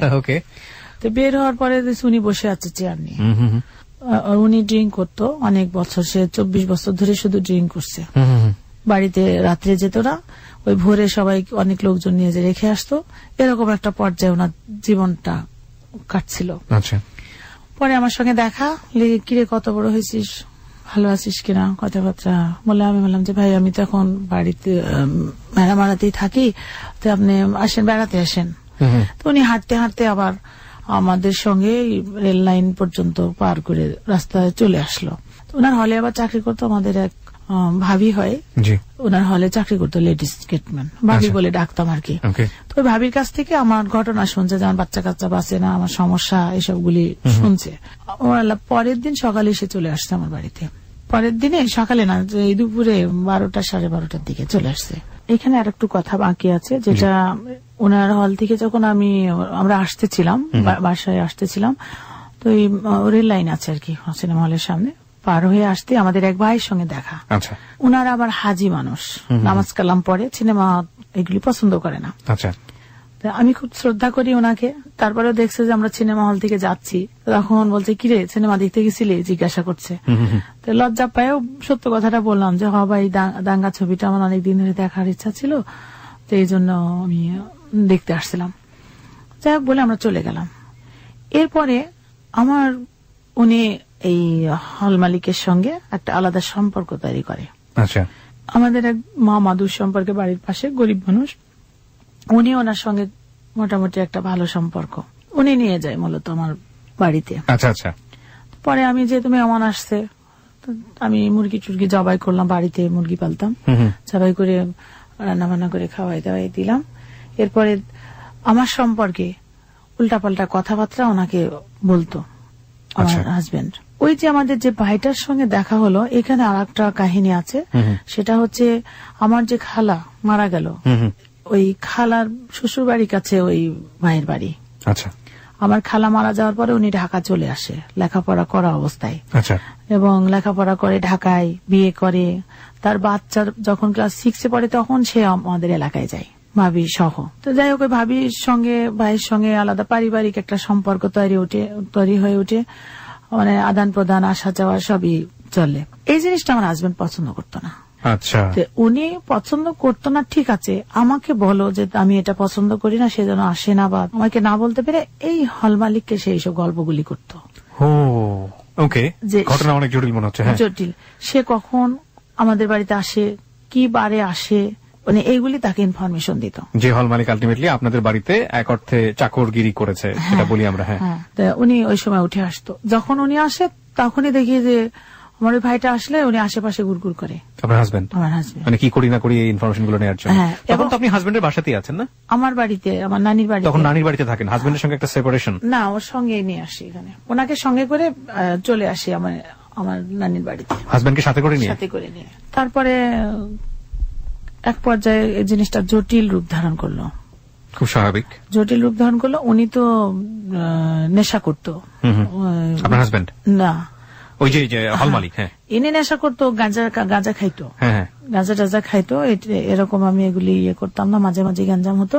কিন্তু ওনাকে মদ খাওয়াই রাত্রিরে 12টায় 11টায় শীতের ভিতরে দেখা যাচ্ছে নিয়ে চলে আসতো আমার বাড়িতে। তখন আমি 2-1 দিন দেখার পরে আমি আমার হাজবেন্ডকে বললাম যে এই লোক যেন আমার বাসায় না আসে। এই কোন ধরনের অভ্যাস? আমি একটা মেয়ে মানুষ, বাচ্চা নিয়ে ঘরে শুয়ে থাকি, আর বাইরের একটা পরপুরুষ নিয়ে এসে ঘরে বিছানার পরে বসতে দেয়, শুইতে দেয়, এই কোন ধরনের কথা? যখন ওনাকে এটা জানালাম তখন উনি বলল, উনি আসলে সমস্যা হয় তোমার, আর তোমার ওই ভাই আসলে কোনো সমস্যা হয় না। মানে ওনাকে মিন করে যখন এই কথাটা বলল, তখন আমি বললাম ঠিক আছে, উনিও আসবে না, ইনিও যেন না আসে, দুইজনই বন্ধ করো। উনি আসবে না, আমি ওনাকে বলে দেবো উনি আসবে না। জি। তোমার ওই লোক যেন আমার এখানে না আসে। এরপরে যখন আমি দুইজনকে আসতে নিষেধ করলাম, যখন আসতে পারলো না বাসাতে, তখন আলাদা ধরনের পলিসি শুরু করলো। সেটা আশেপাশের লোকজনকে বললো, যদি ওই আমার ওই ভাইয়ের কথা বলে, উনি যদি আসে তাহলে হচ্ছে তোমরা বাইরে থেকে দরজা বন্ধ করে দিবা, দিয়ে বিয়ে পড়াই দেওয়া তার সঙ্গে। মানে এক ধরনের সন্দেহ আপনাকে নিয়ে, তুমুল সন্দেহ হচ্ছে। আপনি তাকে ভাইয়ের চোখেই দেখতেন? হ্যাঁ, সে আমাকে একদম আপন বোনের মতো জানতো, আমিও তাকে সেইভাবে দেখতাম। এই সন্দেহগুলো খুবই মারাত্মক। আচ্ছা, বলুন। তারপরে ওই ভাই মোটরসাইকেল নিয়ে যাওয়ার সময়, মানে আমি বাড়ি থেকে বলে দিলাম, আসলো না, আমি বললাম ভাই আপনি আসেন না, এখানে অনেক ধরনের ষড়যন্ত্র চলছে, আপনার কোন ধরনের ক্ষতি হোক এটা আমরা চাইনি। আমার নানি এবং আমি বুঝাই বললাম যে কিছুদিন আসেন না। আচ্ছা। এরপরে উনি রাস্তায় যাচ্ছে, রাস্তার ভিতরে সব অনেক কিছু ছেলেদেরকে টাকা পয়সা দিয়ে ওনাকে একটা হ্যারেন্স করার চেষ্টা করে। আপনার হাজবেন্ড? হ্যাঁ, মানে না, আমার হাজবেন্ড না, ওই যে ওনাকে সঙ্গে করে নিয়ে এটা করে আর কি, হল মালিকের সাথে করে। হ্যাঁ, এটা যাই হোক, ওনাকে গায়ে হাত দেয় না, তারপরে কলার ধরে বলে যে এই এলাকায় আসলে খবর আছে। উনি বিষয়টা অনেক কষ্ট পাইছে আর কি, চলে যায়। এরপরে আমার পরে নতুন পলিসি শুরু হলো। কিছুদিন পরে শুনছি যে আমার সঙ্গে ওই হল মালিকের বিয়ে হয়ে গেছে। এই ধরনের কথাবার্তা আপনার হাজবেন্ড ছড়ালো? যখন দুজনে আসা বন্ধ, তখন এই কথাটা আসে। কিন্তু আমি তো ওই লোককে দেখতে পারি না, তখন ওই লোকের এগেনস্টে আমি, অথচ এই কথাটা আসলো যে আমার সঙ্গে ওনার বিয়ে হয়ে গেছে। এরপরে আমাদের ওই যেই ভাবি, দুঃসম্পর্কের ভাবি, ওনার সিনেমা হলে চাকরি করে, ওনাকে আমার বাড়িতে পাঠায় পলিসি করে যে ওই বাচ্চা বাচ্চা না, কবিরাজের কাছে আমার ওই চাচি মানে ওই ভাবি শাশুড়ি যাবে, তো আমাকে নিয়ে যাবে। যেহেতু আমি ঘুমের ওষুধ খেয়ে ঘুমন্ত অবস্থায় মন খারাপ, তো আমার হাজবেন্ড আবার ওকে বলে নিয়ে যান তো, একটু মন টন ভালো হয়ে আসবে না, একটু বেড়াই টেড়াই নিয়ে আসেন। উনি নিজেই আমাকে বললাম না আমি যাবো না, যেহেতু স্বাভাবিক না অস্বাভাবিক। তারপরে একটা গাড়ি ভাড়া করে দিয়ে নিজেই আমাকে উঠাই দিয়ে আসলো।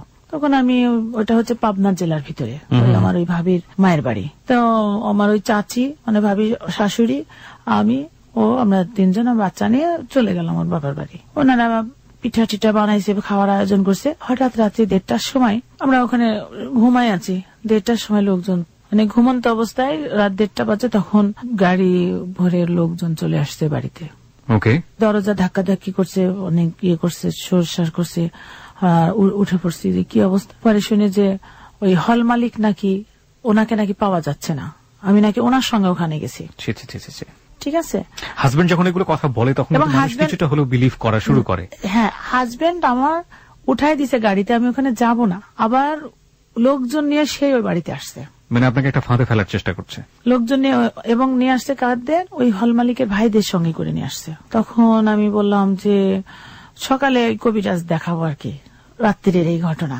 তখন ভোর থাকতে থাকতে আমি বললাম যে হল মালিক এখানে আসবে কেন। তখন আমি আমার ওই হাজবেন্ডকে সঙ্গে করে ভোরেই অন্ধকার থাকতে থাকতে আমি তাহলে আগে বাড়িতে যাব, কি হয়েছে আমার জানা দরকার। তবে ওনার সঙ্গে চলে আসলাম। এসে আমি বাড়িতে না এসে আমারই এক পরিচিত বোনের ওখানে উঠলাম, যাকে পরিস্থিতিটা বুঝি যে ওখানে লোক পাঠাই, যে উনি হলে আছে কিনা, আসলে এ ধরনের কোনো ইয়ে হয়েছে কিনা সঠিক তদন্ত করার জন্য আমি একটা আমার ওই বোনের এক ছেলে পাঠাইলাম। এসে বলে না হল মালিক আছে, হ্যাঁ হল মালিক আছে, কই এ ধরনের তো কোনো কিছু শুনলাম না। কিন্তু যেভাবে লোক নিয়ে গেছে, গাড়ি ভরে লোক গেছে, সেটা অনেক কিছু ঘটে গেছে এরকম একটা কিছু। তখন আমি বললাম ঠিক আছে, পরিবেশ শান্ত, সমস্যা নাই। আমার আবার অনেক বড় বড় চুল ছিল আর স্লিম ছিলাম। আমাকে আমার ওই বোনের মেয়েটা আবার সাজাইতো, শুধু টিপ পরাইতো, লিপস্টিক পরাইতো, চুল বেঁধে দিত, সাজগুজ করায় আমাকে। এবার বলছে এবার বাড়ি যান, একটা স্টুডিওতে যায়, একটা বউ সাজে ছবি উঠায়, তারপরে বাড়ি যান। এভাবে হাসি খুশি করে আমার হাজবেন্ডের সঙ্গে বাচ্চা নিয়ে আমি চলে আসলাম। স্টুডিওতে ছবি উঠালাম, সত্যি ওকে সঙ্গে করে ছবি উঠে বাড়ি আসছি। আসার পরে দেখছি গ্রামের লোক আমাকে দেখে দৌড়াচ্ছে, মানে কি যেন একটা ঘটনা আমার বাড়িতে ঘটছে। পরে বাড়ি পর্যন্ত যে দেখি বাড়ি বোঝায় লোকজন, আমার নানি কান্নাকাটি করছে। ওই সময় দেখছি আমাদের ওই ভাইও আসে নানির সাথে ইয়ে করছে। আপনি হল মালিকের সঙ্গে চলে গেছেন? হ্যাঁ, হল মালিকের সাথে আমার বিয়ে হয়ে গেছে। এখন আমার হাজবেন্ডের পলিসি সব এলোমেলো হয়ে গেল। ওই তো ওই লোকের সঙ্গে বাড়িতে নিয়ে আসছে, তাই না? তখন আমার বোন তো আবার ওর ভাবি হয়, এই বিষয়গুলি সে বাড়িতে চলে যায়, যাই সবার সঙ্গে শেয়ার করে। আচ্ছা, তখন মানে ঘটনা আলাদা হয়ে গেল, খুব স্বাভাবিক। আলাদা হয়ে গেল। বাড়িতে যখন সবার সঙ্গে আলোচনা করে, সবাই বলে এতগুলি ফার্নিচার, এত গহনা, এত জিনিসপত্র সব অন্যজনার হয়ে যাবে, তুই যে কোনো পলিসিতে ওকে এখানে আবার নিয়ে আয়। মানে আমাকে ওই শ্বশুর বাড়িতে আবার নিয়ে যাওয়ার জন্য সবাই বুদ্ধি দেয়। কাকে সেটা কাকে নিয়ে আসার কথা বলে? মানে যে কোনো পলিসিতে আপনি কাকে নিয়ে আসবেন? আমাকে। ওকে, মানে আমার সঙ্গে হল মালিকের বিয়ে হয়ে গেছে, এরকম কথাবার্তা। এইভাবে ওকে যখন মানুষ উল্টা বুদ্ধি দিতে লাগলো, তখন ওই হল মালিকের বিরুদ্ধে, তখন সে বিরুদ্ধে চলে গেল আপনার হাজবেন্ড। হ্যাঁ, যে বাড়িতে পরামর্শ করে আমাকে পলিসি করে যে আমার মামাতো বোনের বিয়ে, তুমি গহনা টহনাগুলি উঠাও, চলো বিয়ে খেয়ে আসি। মানে নর্মাল একটা ব্যবহার করলো। তখন আমি গহনা টহনাগুলি উঠায়ে বাড়িতে তো রাখতাম না, ব্যাংকে রাখতাম, আমি উঠায় ওর সঙ্গে বিয়ে খাইতে গেছি। বিয়ে খাইতে যাই দেখি যে বিয়েও না কিছু না, মিথ্যা কথা বলে আমাকে ওর বাড়িতে নিয়ে গেছে। হ্যাঁ, আমাকে ওইভাবে নিয়ে গেছে। তখন আমি চিন্তা সব বোঝার পরে আমি তখন, আমার বোন আমাকে আজে বাজে কথা বলছে, মরতে পারিসনি তুই, এইভাবে কলঙ্কিত করছিস, আমাদের সবার মুখ ছোট করছিস, সেভাবে কথাবার্তা বলছে আমার বোন। স্বাভাবিক, তার খারাপ লাগছে, ওই বাড়ির তো বউ সে, মানে আমার চাচা শ্বশুরের ছেলের সঙ্গে বিয়ে হয়েছিল আর কি। যাই হোক, পরে আমি কি করছি, রাত্রিরে বললাম যে আমি ঠিক আছে, আমি থাকবো, আমি তোমার বাড়িতে যাই থাকবো না, আমি আমার বোনের বাড়িতে থাকবো বলে আমার বোনের বাড়িতে আমি ঘুমাইছি। আর ওই জানালার কাছে সারা রাত বসে থাকছে, আমি বের হয়ে পলাই কিনা। মানে আমি যখন ওর বাড়িতে গেলাম না, আমি পলিসি করলাম আমি ওই বাড়িতে যাবো না, ওই বাড়ি থেকে যখন বের হয়েছি আমি বাড়িতে যাবো না, আমি এখানে থাকবো, মানে আপনার শ্বশুর বাড়ি। শ্বশুর বাড়িতে। এখন আমি ওখানে থাকলাম। ভোরে রমজান মাস ছিল, সবাই চেহারি খায় ঘুমাইছে। আমার বোনের মেয়েটাকে বললাম যে বাবু গেটের চাবিটা একটু দাও না। হ্যাঁ, ওকে ফুসলায় যাই হোক ওর কাছ থেকে 10টা টাকা নিয়ে আমি আমার ওই বাচ্চাটাকে চাদর দিয়ে জড়াই শীতের মধ্যে অন্ধকারের ভিতরে বাঁশের ঝাড় কোন দিক দিয়ে চলে আসি। এসে একটা ফার্স্ট ট্রিপ একটা গাড়ি পাই, বাস, ওই বাসে করে আমি বাড়িতে চলে আসছি। বাড়ি মানে কোথায় এটা? আমার যে বাড়িতে, নানি বাড়িতে যেখানে আমি থাকি, এখানে আমি বাচ্চাটা নিয়ে চলে আসছি। আমি স্বাভাবিক বাড়িতে যে কান্নাকাটি করছি যে কি হলো, এটা এলোমেলো সব হয়ে গেল। রাত্রিরে যে আমার বোনের বাড়িতে আমি ভাত খাই নাই, আবার সকালে ভোরে তো পালাই আসছি, খাই নাই। নানি আমাকে খাবার দিচ্ছে, এর মধ্যে আমার ভাই চলে আসছে, আমার ইমিডিয়েট বড়টা।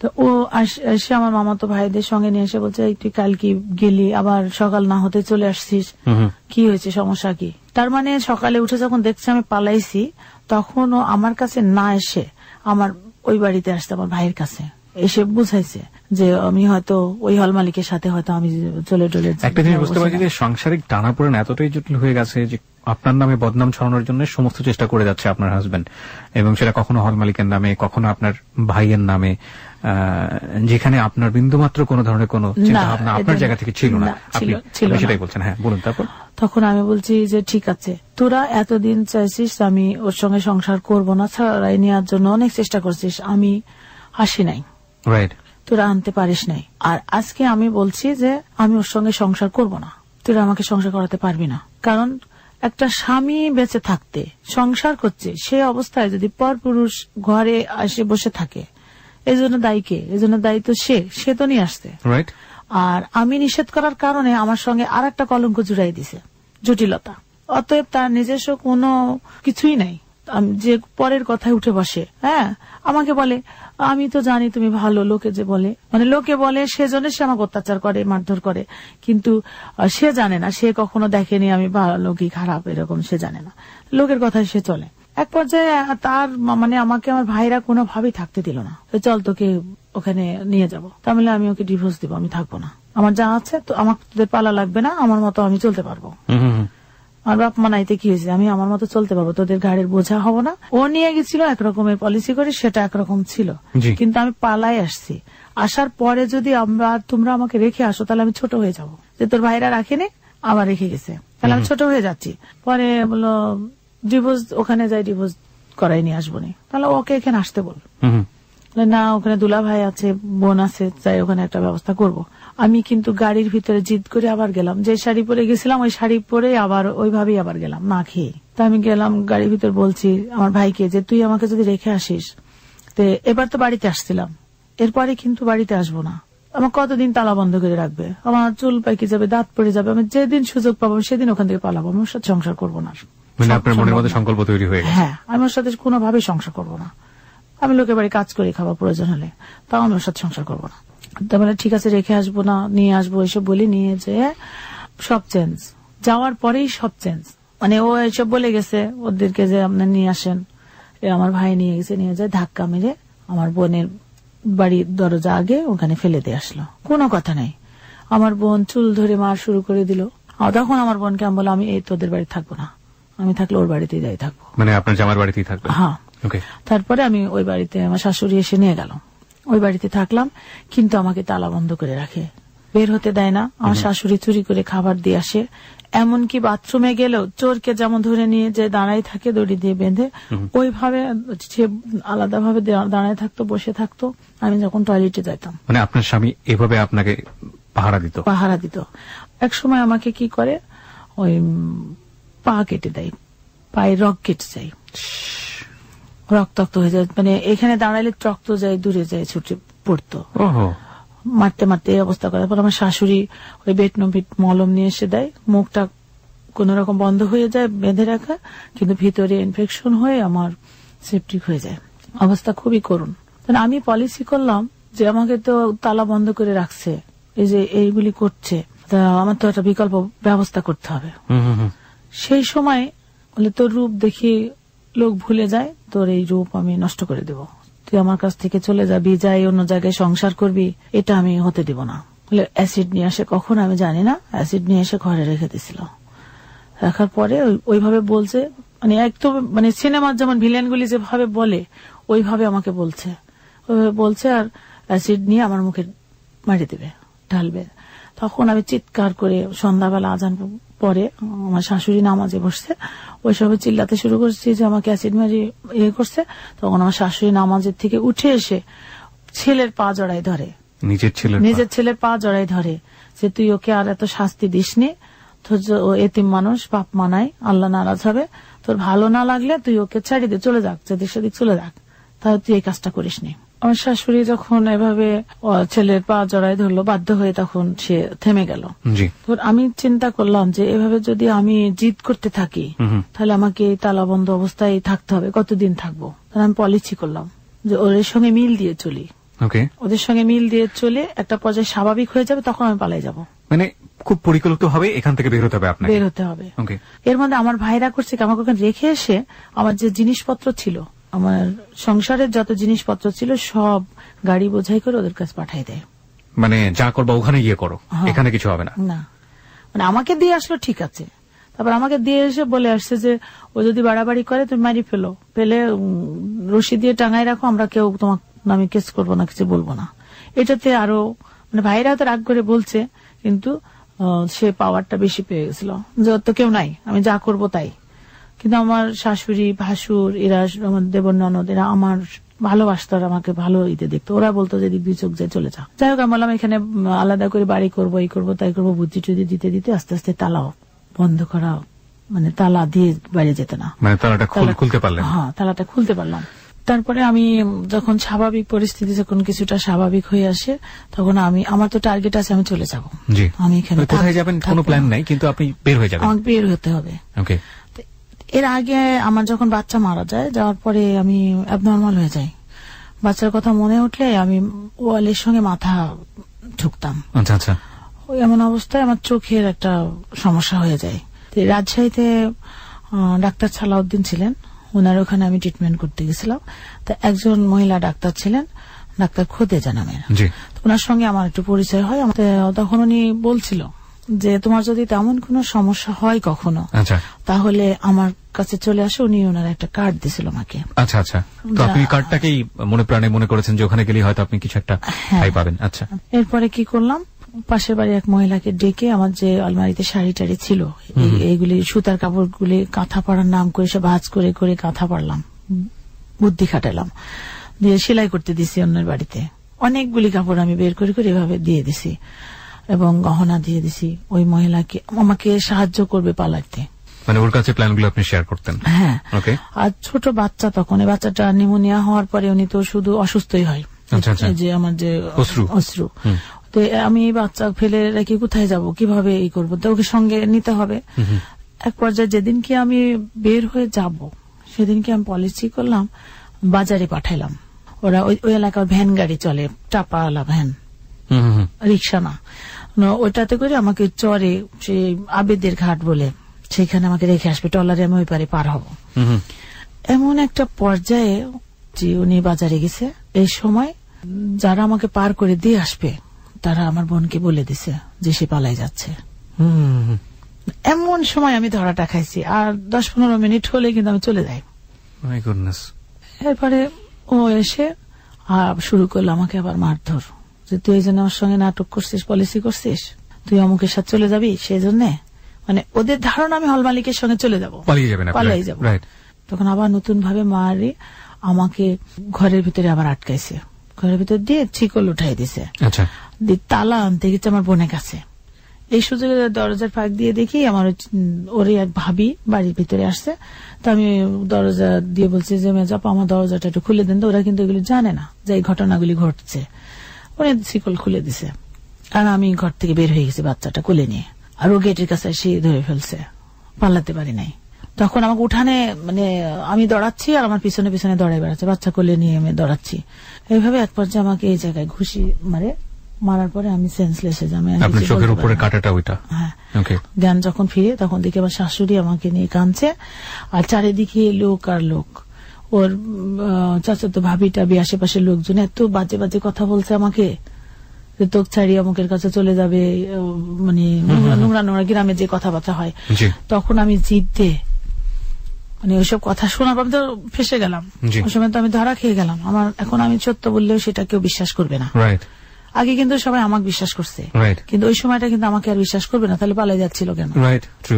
এটা তখন আমি বললাম যে উল্টাপাল্টা আজেবাজে যখন কথা বলছে তখন আমি মাটি ছুঁয়ে কসম করছি যে ঠিক আছে, আমি আমাকে যখন এত কলঙ্ক এত কথা বলা হচ্ছে, আমি ওই লোকের সঙ্গে একদিনের জন্য ওরা বিয়ে করবো। মানে হল মালিক? হ্যাঁ, তখন ওই দিন ছিল 26শে মার্চ। আমার মনে হয় ওটা আমার জীবনের একটা স্বাধীনতা। আমি ওই দিনকে একটা যুদ্ধের থেকে আমি একটা স্বাধীনতা অর্জন করছি। পরে ওরা কাজী ডেকে আমাকে ডিভোর্স করে দেয়। ওখান থেকে ডিভোর্স করে আমি আর তখন কোথায় যাব? কত বছরের সংসার আপনাদের ওই ডিভোর্স করা পর্যন্ত? ওই পর্যন্ত 7 বছর। 7 বছর, মানে 8 বছরের মাথায় আর কি। 8 বছরের মাথায় আপনি এই মেয়েটাকে নিয়ে ডিভোর্স হয়ে গেলেন এবং আপনি কোথায় যাবেন কিছু জানেন না? জানি না। ওকে। তখন সবাই আমাকে ওই একটা ভ্যান গাড়িতে উঠাই দেয় যে অন্যদিকে চলে যান। তখন পাকশি আসলাম, ভেড়ামারায় আমাদের পদ্মা নদী আছে, ওইটা ফেরি পার হতো, এখন লালন শাহ সেতু হয়েছে। জি।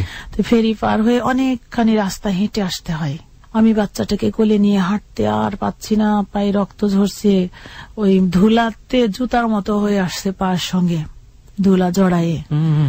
মানে আমি দাঁড়াইও থাকতে পারছি না, তাড়াতাড়ি এখান থেকে কিভাবে পালাবো সে চিন্তা করছি।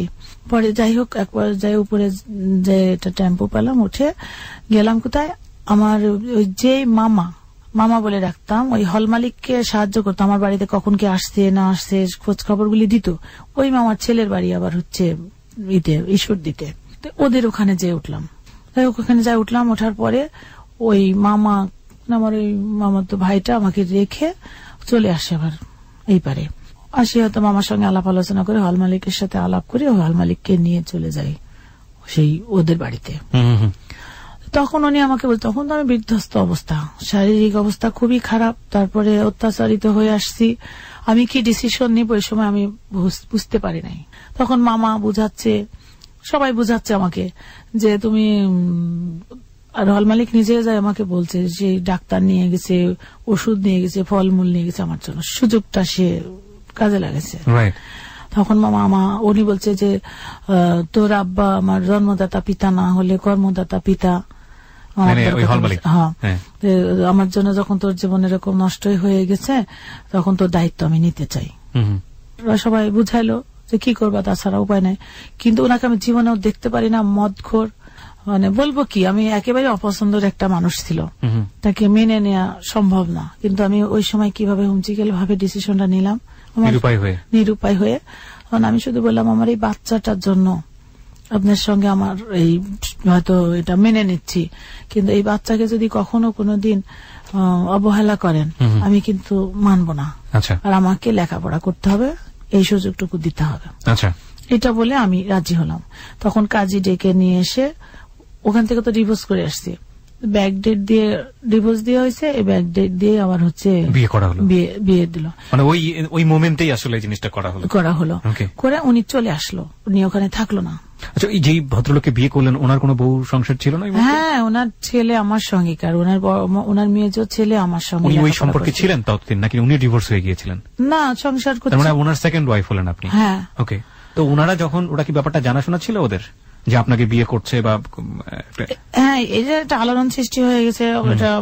এটা নিয়ে ওদের মধ্যে কোন ধরনের কোন ইয়ে ছিল না? না। ওকে।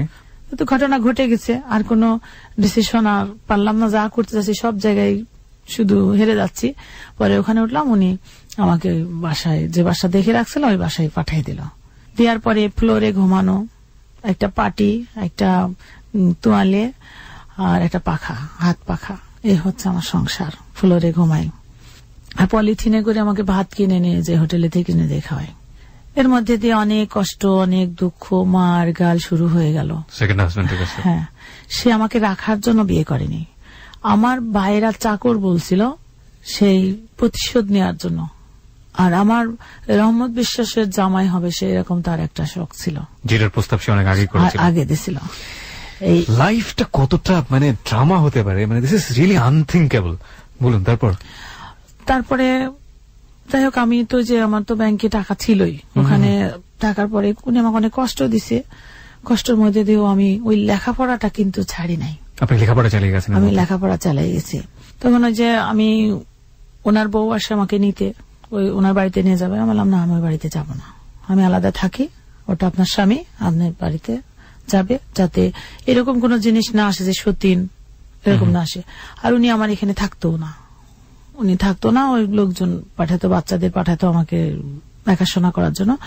উনি আমাকে দেখা যায় রাত 11টার সময় দেখা করে গেল রিক্সা থামায়, আবার রাত 1টা-1:30টার সময় এসে আমার ঘরের পিছনে চুপ করে দাঁড়ায় থাকতো, যে আসলে আপনার ঘরে অন্য কেউ ঢুকে কিনা এইসব আজে বাজে চিন্তা ভাবনা করতো, ইনকোয়ারি করতে লাগলো বিভিন্ন ভাবে, মানে যেটা আপনার ফার্স্ট হাজবেন্ড করতো। হ্যাঁ, তারপরে আমি ওই সময় বোরখা পরে চলতাম, আমি মুখ ঢেকে চলতাম, মানে পর্দায় চলতাম, 5 ওয়াক্ত নামাজ পড়তাম, কোরআন শরীফ পড়তাম, আর না খেয়ে থাকতাম। ওই সময় দিনে সিনেমা হলে সাইকেল গ্যারেজ থেকে 25 টাকা করে আমাকে ধার্য করা ছিল আমার নামে। এই 25 টাকার ভিতরে উনি আবার 5 টাকা 10 টাকা প্রতিদিন খরচ করে ফেলতো। তখন 14 টাকা কেজি চাল। তখন আমার ওই বাচ্চাটাকে নিয়ে আমি থাকতাম। যেদিন বলতাম খাবার নাই সেদিন আর আসতোই না। বাচ্চাটা কোলে নিয়ে আবার সকালে ওর বাড়িতে যেতাম, বউকে বলতাম যে এরকম খাবার নাই, বউ হয়তো একটু ভাত খাওয়াই দিত, একটু চাল বেঁধে দিত, ওটা নিয়ে এসে আবার থাকতাম। এরপরে আমি ভাবলাম যে বাচ্চা, পরে আমার বাচ্চা পেটে আসে এই সেকেন্ড হাজবেন্ডের ঘরে। হ্যাঁ, আচ্ছা, তো ওনারা কেউ চায় না যে আমার বাচ্চা হোক, এরকম একটা ইয়ে ছিল। মানে চিন্তা করছে যে একে যদি কষ্ট দিই তাহলে তো চলে যাবে। সিনেমা হল ছিল তখন চাটাইয়ের বেড়া, মানে কাঁচা ছিল। আচ্ছা আচ্ছা, আমার ব্যাংকে কিছু টাকা ছিল, আমার কিছু গহনা ছিল, তো বলে তোমার এখানে বাড়ি করে দিব, হ্যাঁ তুমি হল পাকা করার জন্য টাকাগুলি দাও। মানে এত ভালো ব্যবহার করে তখন আমার কাছ থেকে টাকাগুলি নিয়ে ওই হল যখন ইয়ে দিল, ফাউন্ডেশন দিল, তখন আমার বাড়ি করার জন্য একটা ফাউন্ডেশন দিল। তখন আমার ভাই, উনি দেশে বাড়ি থেকে এসে কন্ট্রাক্টারি করতো, তো ওই কাজটাও আমার ভাই পেল। আমার ভাই নিজে আছে, উনি এই ফাউন্ডেশনটা দিয়ে দিল।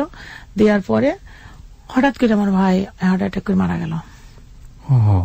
আমার এই ভাইটা মারা যাওয়ার পরে আমাকে বেশি অত্যাচার করছে উনি, যে আমার আর কোনো অভিভাবক নাই, কেউ আমাকে দেখবে না, এরকম একটা তার ভেতরে ছিল। তারপরে বাচ্চা পেটে নিয়ে আমি লেখাপড়া করতে লাগি। প্রথমবার আমাকে পরীক্ষা দিতে দেয় না, ফর্ম ফিল আপ করছি। দ্বিতীয়বার আমি কান্নাকাটি করছি যে আবার ফর্ম ফিল আপ করলাম 95 সালে এসএসসি। তখন ফর্ম ফিল আপ করার পরে কাঁদছি আর কি, পরীক্ষার আগের দিন, যে ভাত দাও না দাও সেটা বড় কথা না, আমি এতিম, আমার বাবা মা নাই, অন্তত লেখাপড়াটা যদি করার সুযোগ দিতা তা আল্লাহর কাছে এটা সওয়াব পাইতা। এইভাবে যখন বললাম তখন মনটা নরম হলো। তো ঠিক আছে, যদি অ্যাডমিট কার্ড আসে তো পরীক্ষা দাও। তাহলে সারা মাস পড়া নাই, মানে কান্নাকাটি অত্যাচার, এর মধ্যে দিত কাল পরীক্ষার, আজকে অ্যাডমিট কার্ড আসলে পরীক্ষা দিব। তো গেলাম, যে দেখি 1 নম্বরে আমার অ্যাডমিট কার্ডটা আসছে। অনেকে বাতিল হয়েছিল রেজিস্ট্রেশন 95 সালে, ওই যে অবজেক্টিভ শেষ। তখন ওনার ছেলে আমার সঙ্গে থাকে, আমার এক রুমে ওনার মেজর ছেলে, ওই ছেলে আর আমি একসঙ্গে লেখাপড়া করি। তো ওর 3টা টিচার রাখছে, আমার তো টিচার আসতে দেয়নি। হ্যাঁ, এভাবে আমি পড়ছি। ওই আমার এক বান্ধবী ছিল, ওর কাছ থেকে এই পপি গাইড রাত্রে একটা করে নিয়ে আসছি, ওর বই নিয়ে এসে সারা রাত প্রশ্ন মুখস্থ করছি, সকালে পরীক্ষা দিতে গেছি। তাও আবার অন্য গ্রামে যাই পরীক্ষা দিছি, বোরকা পরে, ওই যে যেখান থেকে চলে আসছে আমার আগের হাজবেন্ডের এলাকায়, ওখানে পরীক্ষা সেন্টার। অনেক রিস্কে আমি পরীক্ষা দিয়ে আসছি। এসে মিলাইতাম যে দেখি ওর প্রশ্ন আমার প্রশ্ন সঠিক হয়েছে কিনা, এরকম। যাই হোক, ওই পরীক্ষা দিয়ে আসলাম। দিয়ে এসে আমি বললাম যে আমি ফার্স্ট হব, ফার্স্ট ডিভিশন পাবো, না হলে ফেল করবো, অঙ্কে খারাপ হয়েছে। আমি ফার্স্ট ডিভিশন পরে রেজাল্ট আসার পরে আমি গেলাম, যে দেখি আমি 762 আমার মার্ক পাইছি, টোটাল লেটার পাইছি, কিন্তু অঙ্কে 29 ফেল করছি। প্রথমবার আপনি ফেল করলাম। মানে এত ভালো, সব পরীক্ষা ভালো হয়ে অঙ্কে 29, 28 পালে গ্রেস দিত, 27-28 গ্রেস আছে, কিন্তু 29 এমন একটা দিতে গেছে যেটাতে করার ছিল না। পরে আমি উন্মুক্ত বিশ্ববিদ্যালয়ে আবার ভর্তি হলাম। তখন আপনি দমে যাননি? না। তারপরে লেখাপড়া যখন আমি করতে লাগলাম, এখানেও বাধা, লেখাপড়া করতে দিবে না। এবারে বাচ্চা পেটে আসলো। এই বাচ্চা হওয়া পর্যন্ত মানে বাচ্চা পেটে থাকতে আমি প্রথম সেমিস্টার পরীক্ষাটা দিই, তারপরের পরীক্ষাটা বাচ্চা কোলে নিয়ে দিই। কিন্তু আমার বাচ্চা পেটে থাকতো, আমার যে খিদা লাগতো, যে খাবারের জন্য ছটফট করতাম, আমাকে কারোর সঙ্গে মিশতে দিত না, আমাকে অন্য বাড়ির লোকজন খাবার এনে চুরি করে খাওয়াই যেত, এমন কষ্ট। আতুর ঘরেও আমি একটু খাবার পাইনি এই বাচ্চা নিয়ে। শেষে বাচ্চার বয়স যখন 27 দিনকার, ওই দিন আমি বাচ্চা কোলে নিয়ে ডেল্টা লাইফ ইন্স্যুরেন্সে আমি গ্রামীণ বীমা প্রকল্পে চাকরি নিই। না খেয়ে কতক্ষণ থাকবো। ওই বাচ্চা এই বাচ্চা 2টা বাচ্চা হয়ে গেল, এদিকে লেখাপড়া চালাচ্ছি আর চুরি করে করে চাকরি করতাম। যে উনি যখন আসতো না, সেই সকালে বের হয়ে যেতাম, সদস্য বানাতাম আশেপাশে, গ্রাহক তৈরি করতাম, করার পরে আবার উনি যখন দুপুরবেলায় বাসায় খেতে আসার সময় হতো তখন আমি চলে আসতাম বাসায়। আবার যখন উনি বের হয়ে যেত তখন আমি আবার বের হতাম। 3 মাস এভাবে চুরি করে চাকরি করতে করতে টের পেয়ে গেল যে আমি চাকরি করি। তখন আবার অনেক ধরনের উল্টাপাল্টা আজে বাজে কথাবার্তা বলতে লাগলো। একবার চাকরি ছেড়ে দিয়ে আসি, আবার কিছুদিন পরে আবার করি, না খেয়ে থাকলে আবার করতে হয়। এর মধ্যে দিয়ে আমি কুটির শিল্পের কাজ শুরু করি। বেকার মহিলাদের নিয়ে আমি একটা সংগঠন তৈরি করে একটা অফিস করে আমি সেলাই টেলাই শিখাইতাম আর কি, কাজ করতাম যে ব্যবসা করবো। এটা কি আপনি পারতেন আগে থেকে সেলাই টেলাই এগুলো পারতেন? কোথাও প্রশিক্ষণ নিলেন নাকি? না, আপনি ইন্সপায়ার হলেন কিভাবে? আমি আমার আম্মা সেলাইয়ের কাজ শিখাইতো আগে, সো এগুলোই আপনি কাজে লাগালেন। আপনি নিজে নিজে চিন্তা করলেন যে আপনার কিছু একটা করতে হবে ইকোনমিক্যালি। ওকে, বলুন। তো ওইটার পাশাপাশি আমি এই কাজটা করতে লাগলাম।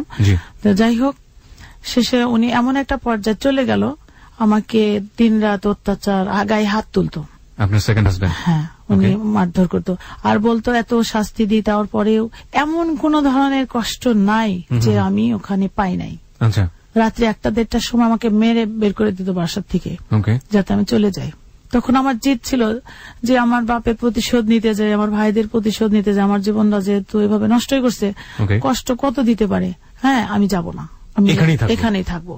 কারণ আমি ওখান থেকে চলে আসলে তারা সাকসেস, কারণ আমার টাকা পয়সা নেওয়া হয়ে গেছে। হ্যাঁ, আমার বাবার মান সম্মান যেটা যাওয়ার চলে গেছে, আমার ভাইয়েরা তার কাছে নত স্বীকার করে নাই। আচ্ছা, তারপরে আমি ওনার এভাবে এসএসসি পরীক্ষা দিয়ে এসএসসি পাশ করলাম। পরবর্তীতে পাশ করে আমি ইন্টারমিডিয়েট ভর্তি হলাম। আচ্ছা, ইন্টারমিডিয়েট কি ওপেন ইউনিভার্সিটিতে? হ্যাঁ, তাছাড়া তোমার চাকরি, লেখাপড়া, বাচ্চা মানুষ করা সম্ভব না। জি। তারপরে ইন্টার পরীক্ষা লেখাপড়া করতে করতে যে কুটির শিল্পের ব্যবসা হাবিজাবি করি। কত সালে এটা? এটা 2001-এ। 2001-এ আপনি এটা শুরু করলেন, কুটির শিল্পের ব্যবসা? কুটির শিল্প। আচ্ছা, এরপরে আমি আর যখন টিকতেই না পারলাম তখন আমি ঢাকা চলে আসি। আপনি বাধ্য হলেন যে না, সম্ভব হচ্ছে না। তখন আপনার তো কিছুটা হলো অর্থের সংস্থান হয়েছে? হ্যাঁ, আচ্ছা, হয়েছে। আমি ঢাকা চলে আসি। কত সালে ঢাকা আসলেন? 2001-এই আসলাম। কোথায় আসলেন? ঢাকায় এসে আমার পরিচিত আমার এলাকার একটা মেয়ে থাকতো মিরপুরে, ওখানে আসলাম। আপনি কি চাকরিটাকে সব ছেড়ে দিয়ে চলে আসলেন? ওই চাকরি আমি যেখানে যাব সেখানেই করতে পারবো, সমস্যা নেই। আচ্ছা, আর এই যে বিজনেসটা যেটা ছিল? বিজনেস তো রাতারাতি আমার অফিস টফিস সব করে লুটপাট করে নিল। কে লুটপাট করে নিল? এখন লুটপাট তো উনি ছাড়া তো আর কেউ করবে না। আমি যখন আগায় যাচ্ছিলাম, আমি ঢাকায় আসছি, আবার আমাকে বিভিন্ন ভাবে নিয়ে যাওয়া হয়েছে, আমি কয়েকবার গেছি আসছি এর ভিতরে। এর মাঝখানে ক্ষুধায় না থাকতে পেরে বাচ্চাদের নিয়ে রেল লাইনের উপরে আত্মহত্যা করতেও গেছি আমি, 2 বাচ্চাকে নিয়ে। যখন ট্রেন আসছে বাচ্চারা বলছে আম্মু আমরা মরবো না, তোমরা না মরলে তোমরা বাইরে থাকো, আমি মরি। তখন চিৎকার করে কাঁদছে যে আমরা তোমাকে মরতে দিব না। আরে তোরা তখন ছোট, এমন পরিস্থিতিতে আমার থাকতে হয়েছে। অবশ্যই এর মাঝে আর একটু কথা আছে, আমি পৌরসভাতে চাকরি করতাম। আমার ভাই চেয়ারম্যান ছিল, আমার চাচাতো ভাই। ও আমাকে এই সমস্যা দেখে আমাকে একটা চাকরি দিল, মাস্টার রোলে আমি ওখানে চাকরি করতাম অফিস সহকারী হিসাবে। তো আমি যেখানেই কাজ করছি উনি সেখানেই তার বউকে বা তার ফ্যামিলিতে এমন ভাবে কথা বলছে যে আমার বাজে সম্পর্ক তার সঙ্গে, মানে আমি যেন না টিকতে পারি। আমাদের সামাজিকতায় যেটা হয়, একটা মেয়ের সাথে যদি একটা ছেলের বন্ধু সম্পর্কও থাকে সেটা নিয়ে মানুষ একটু দৃষ্টিকটুভাবে দেখে জিনিসটাকে। হ্যাঁ, উনি অত্যাচার যেটাই করুক আমাকে গায়ে হাত তুলতো, মারতো। একদিন আমি প্রতিবাদ করছিলাম, আমি লাঠিটা ফেলে দিলাম। তারপরে বাইরে বের হয়ে এসে দেখছি যে আর একটা লাঠি নিয়ে আমাকে মারছে, আমি ওই লাঠিটাও ফেলে দিলাম। তখন আমার বড় চুল ছিল, চুল হাতের ভিতরে পেঁচাই নিয়ে আমাকে ফ্লোরে ফেলাই দিয়ে জুতা দিয়ে লাত্তানি কেলানি মানে যা খুশি সেভাবে সে মারছে। তখন দেখলাম যে সেপারেট বাড়ি, আর কেউ নাই আশেপাশে। তখন আমি ওনার কলার চাপি ধরলাম, উঠে ধরি টেনে নিয়ে যায় সোফার পর বসালাম। তখন চুপ করে বসে থাক, আমার গায়ে যদি আর একটা হাত দিছিস তোর হাত ভেঙে দেবো। তুই মনে করছিস আমার কেউ নাই, স্বামী বলি খাতির করি তাই যা খুশি তাই করবি? তখন আমার দিকে হা করে তাকায় আছে, মানে ফুলন দেবীর রূপ। সেদিন থেকে আমার গায়ে আর হাত তুলতো না, কিন্তু ক্রিমিনালি করে বেড়াইতো, লোকজনের কাছে আমার সম্পর্কে উল্টাপাল্টা কথা বলে বেড়াইতো। যেসব মানুষরা কোনোদিন আমার দিকে নজর তুলে তাকায়নি, আজে বাজে কথা বলার সাহস পায়নি, তারা আমার দিকে উল্টাপাল্টা প্রস্তাব দেয়, খারাপ খারাপ কথা বলে। আমি এই জন্য বাধ্য হয়ে ঢাকা চলে আসছি যে আমি দেশের বাইরে চলে যাব। আচ্ছা, ঢাকাতে এসে ওই যে একটা আশ্রয় নিলাম, আমার এলাকার একটা মেয়ে থাকতো মিরপুরে, ওখানে আশ্রয় নিলাম। নেওয়ার পরে সিদ্ধান্ত নিলাম দেশের বাইরে চলে যাব। আচ্ছা, এর মধ্যে আমি আবার পৌরসভায় চাকরি করা অবস্থায় আমার কাজ, বাসায় একটা মেয়ে কাজ করতো, ওর একটু জমি ছিল ঘর সহ, কাঁচা ঘর সহ, কিস্তিতে কিনে এনেছিলাম। আচ্ছা, সমিতি করলাম, আশা সমিতি। আচ্ছা, ওখানে টাকা উঠায়, প্রথম বছর টাকা উঠায় কিস্তি দিয়ে শোধ করে, তারপরে বছর আবার টাকা দিয়ে রেজিস্ট্রি করে ওইখানে আমি বাসা ভাড়া থাকতাম আগে, না থেকে ওই বাড়িতে থাকতে লাগলাম। তারপরে আমি সিদ্ধান্ত নিলাম আমি বিদেশ চলে যাব, থাকবো না। ঢাকায় এসে ইয়ে করলাম, বাচ্চা দুটাকে মাদ্রাসায় ভর্তি করলাম মিরপুর 6 নম্বরে, যে ওরা ওখানে থাকবে। আর বিক্রমপুরের এক মহিলারা ছিল খুব দুঃখী, খুব ভালো, তো ওনারা আমার বাচ্চাদের দায়িত্ব নিল। ওনাদের কাছে রেখে আমি বাইরে যাব, টাকা পাঠাবো, ওনারা দেখবে, এরকম একটা সিদ্ধান্ত নিলাম। নেওয়ার পরে ওই যে বাইরে তখন তো নিজস্ব মোবাইল ছিল না যে এত কথা বলার মতো, তখন ফোন ফ্যাক্সের দোকানে যে কথা বলতে হতো। আচ্ছা, তো এইখানে আমি বাড়িটা বিক্রি করে দিলাম ওরই এক বোনের কাছে, বিদেশ যাওয়ার জন্য। আচ্ছা, বাড়িটা বিক্রি করে দিয়ে আমি ঢাকায় এসে আমি একটা জায়গায় টাকাটা রাখি, আর রেখে আমি সব টিকিট কাটা হয়ে গেছে। সৌদিতে আলসামামা হসপিটালে আমি একটা ক্লিনার সুপারভাইজার হিসাবে একটা চাকরি পাই, তো ওখানে আমি চলে যাব পাকা। এর মধ্যে উনি কিভাবে আমার ঠিকানা পেয়ে গেছে। ঠিকানা পেয়ে যাওয়ার পরে আশেপাশে সব মস্তান পোলাপান ডেকে নিয়ে বলছে যে এই মহিলা নারী পাচার করে, শিশু পাচার করে। ওই যে আমি ফোন প্যাক্সে যে কথা বলি, ফ্লাইট কবে যাব, কবে টিকিট কাটা হয়েছে কিনা, ওরাও তো শুনছে। কোন বিষয়ে বলছি তা তো জানে না, ওরা ফোনের দোকানের ওরাও জানছে। এসে তখন জিজ্ঞাসা করছে, তখন ওরা বলছে হ্যাঁ মহিলা তো বিদেশ যাওয়ার, ওর সাথে কথাবার্তা কয়, মিলে গেছে। আমি বাসায় নাই, এর মধ্যে আমার বাচ্চাগুলিকে নিয়ে চলে গেছে। মানে হাউ মাউ করে বাচ্চাদের দেখে কাঁদতে শুরু করছে, আর ওরা তখন ছোট, বাবা কাঁদছে, তো ওরাও কাঁদতে লাগছে। তখন লোকজন জিজ্ঞাসা করছে এটা কি, আমার বাবা। হ্যাঁ, তখন সেই মহিলা হলো শিশু পাচার করে, নারী পাচার করে, আমার এই বাচ্চা দুটা চুরি করে নিয়ে এসে বিদেশে পাচার করার জন্য। এটা আপনার হাজবেন্ড গিয়ে ওদেরকে বলছে? ওখানে যে নোংরা কথাগুলি বলছে, আমাকে ক্লাবে উঠায় নিয়ে যাবে, চাঁদা চাই 50,000 টাকা ছেলেরা। হ্যাঁ, আমি বললাম চাঁদা দিব কেন, দিবেন কেন জানেন না, পরে ছেলে বাচ্চা বিদেশে কত পাচার করেছেন, কত টাকা ইনকাম করছেন, দেন। তা আমি এক পর্যায়ে বললাম যে না, আমি তোমরা যেটা ভাবছো আমি সেটা না, ওটা আমার হাজবেন্ড, তোমাদের অত বড় আমার ছেলে আছে তাই বলছি। ওইভাবে কথা বলছি, বলছে সিনেমা অভিনয় করলে তো ভালো পারতেন। দেখ, আমি যে মহিলার শেল্টার ওখানে নিয়েছিলাম, আমি পরে ওই মহিলার কারণে তোমাদের সঙ্গে ক্লাবে যাব না, আমি এখানে যাব, তো ওই মহিলার কাছে গেলাম। তো ওই পাশে আর একটা মহিলা ছিল, আমাকে খুব ভালোবাসতো, উনি আমার সঙ্গে গেছে। এই অবস্থা দেখে যাওয়ার পরে দেখি ঘটনাটা আসলে উল্টা, মানে এই মহিলাকে হাত ধরেই ও এখানে আসছিল। আচ্ছা, আচ্ছা, এসে মানে আমার জমি বিক্রি করা টাকাটা মহিলার কাছে দিছিলাম না, অন্য জায়গায় রাখছিলাম, যে কারণে মহিলার রাগে ক্ষোভে আমাকে ওর হাতে ওরকম ফাঁসাই দিছে। যাই হোক, এরপরে আমি ওদেরকে টাকা আমাকে কিছু দিতেই হয়। আমার গায়ে ইয়ে ছিল, গলায় মালা ছিল, ওটা দিলাম। ওদের বললাম যেটা নষ্ট করো না, আসলে আমার কাছে কোনো টাকা পয়সা না, বিদেশ যাওয়ার জন্য সব জমা দিয়ে দিছি, বাড়ি বিক্রি করে নিয়ে এসে টাকা হলে পরবর্তীতে আমি তোমাদের কাছ থেকে নিয়ে নিব। হ্যাঁ, পরে আমি টাকা দিয়ে 10,000 টাকা দিয়ে আমি মালাটা আমার ছাড়াই নিয়ে আসে, তারপর আমি বাড়িতে যাই। আমার টিকিট হয়ে গেছে, আমি চলে যাব, বাচ্চাদের নিয়ে গেছে, যে জন্য আমি বাধ্য হয়ে যে এত বড় একটা ঘটনা ঘটাইছে, তাহলে যাই হোক বাড়ি চলে গেলাম। যে আমি অ্যাক্সিডেন্ট করলাম, অ্যাক্সিডেন্ট করে আমার পা ভেঙে গেল, ডিসপ্লেস হয়ে গেল হাঁটু। তারপরে আমার আর বিদেশ যাওয়া হলো না। তখন আমাকে ওরা আরো কাছে পেল, তখন যে আমার টাকা আছে, বাড়ি বিক্রি করার টাকা আছে, ছেলে বেলে করেছিল, ওই টাকাগুলি নিয়ে ধান্দা করে। পরে একটা বাড়িতে, ওই হলের পাশেই একটা বাড়িতে ভাড়া থাকি, থাকার পর বাড়ি বিক্রি করে ফেলছি। তখন বাড়ি বিক্রি করতে কি হয়েছে, তোমার তো বাড়ির ফাউন্ডেশন দিয়ে আছে, তুমি এখানে কোন রকম ঘর করে আসি উঠো। আমার যে টাকাগুলি ছিল সেইগুলি দিয়ে আমি আবার ওই ফাউন্ডেশন দিয়ে ওখানে আমি আবার ঘর করি। ঘর করার পর আমি বললাম যে আমি কালকে বাড়িতে উঠে যাব, যে কাজ বাকি আছে পরে করলেই হবে। আমি রাত্রে 11টার সময় বলছি, উনি বাড়ি গেছে, যাই ভোরে 6টার সময় ওনার আগের বউ বাচ্চা কাচ্চা নিয়ে এসে বাড়ি দখল করে নেয়। আপনার এই টাকায় গড়া বাড়ি? আমার এটা সে দখল করে নেয়। তখন কি আর তাকে ক্ষমা করা যায়? অনেক অত্যাচার, অনেক নির্যাতনের পরে বাড়িটা করলাম। আমি পঙ্গু মানুষ, তখন আমার 2 বগলে ক্যান্সার দিয়ে চলি। আমি 1 বছর আমি ক্যান্সার বগলে করে চলছি। আমি ওই ক্যান্সার বগলে নিবার অবস্থায় আমি বললাম যে আমার সাথে, আমি বললাম ওটা আমার সাথে রিক্সায় উঠ, নিয়ে কাজী অফিসে নিয়ে গেলাম।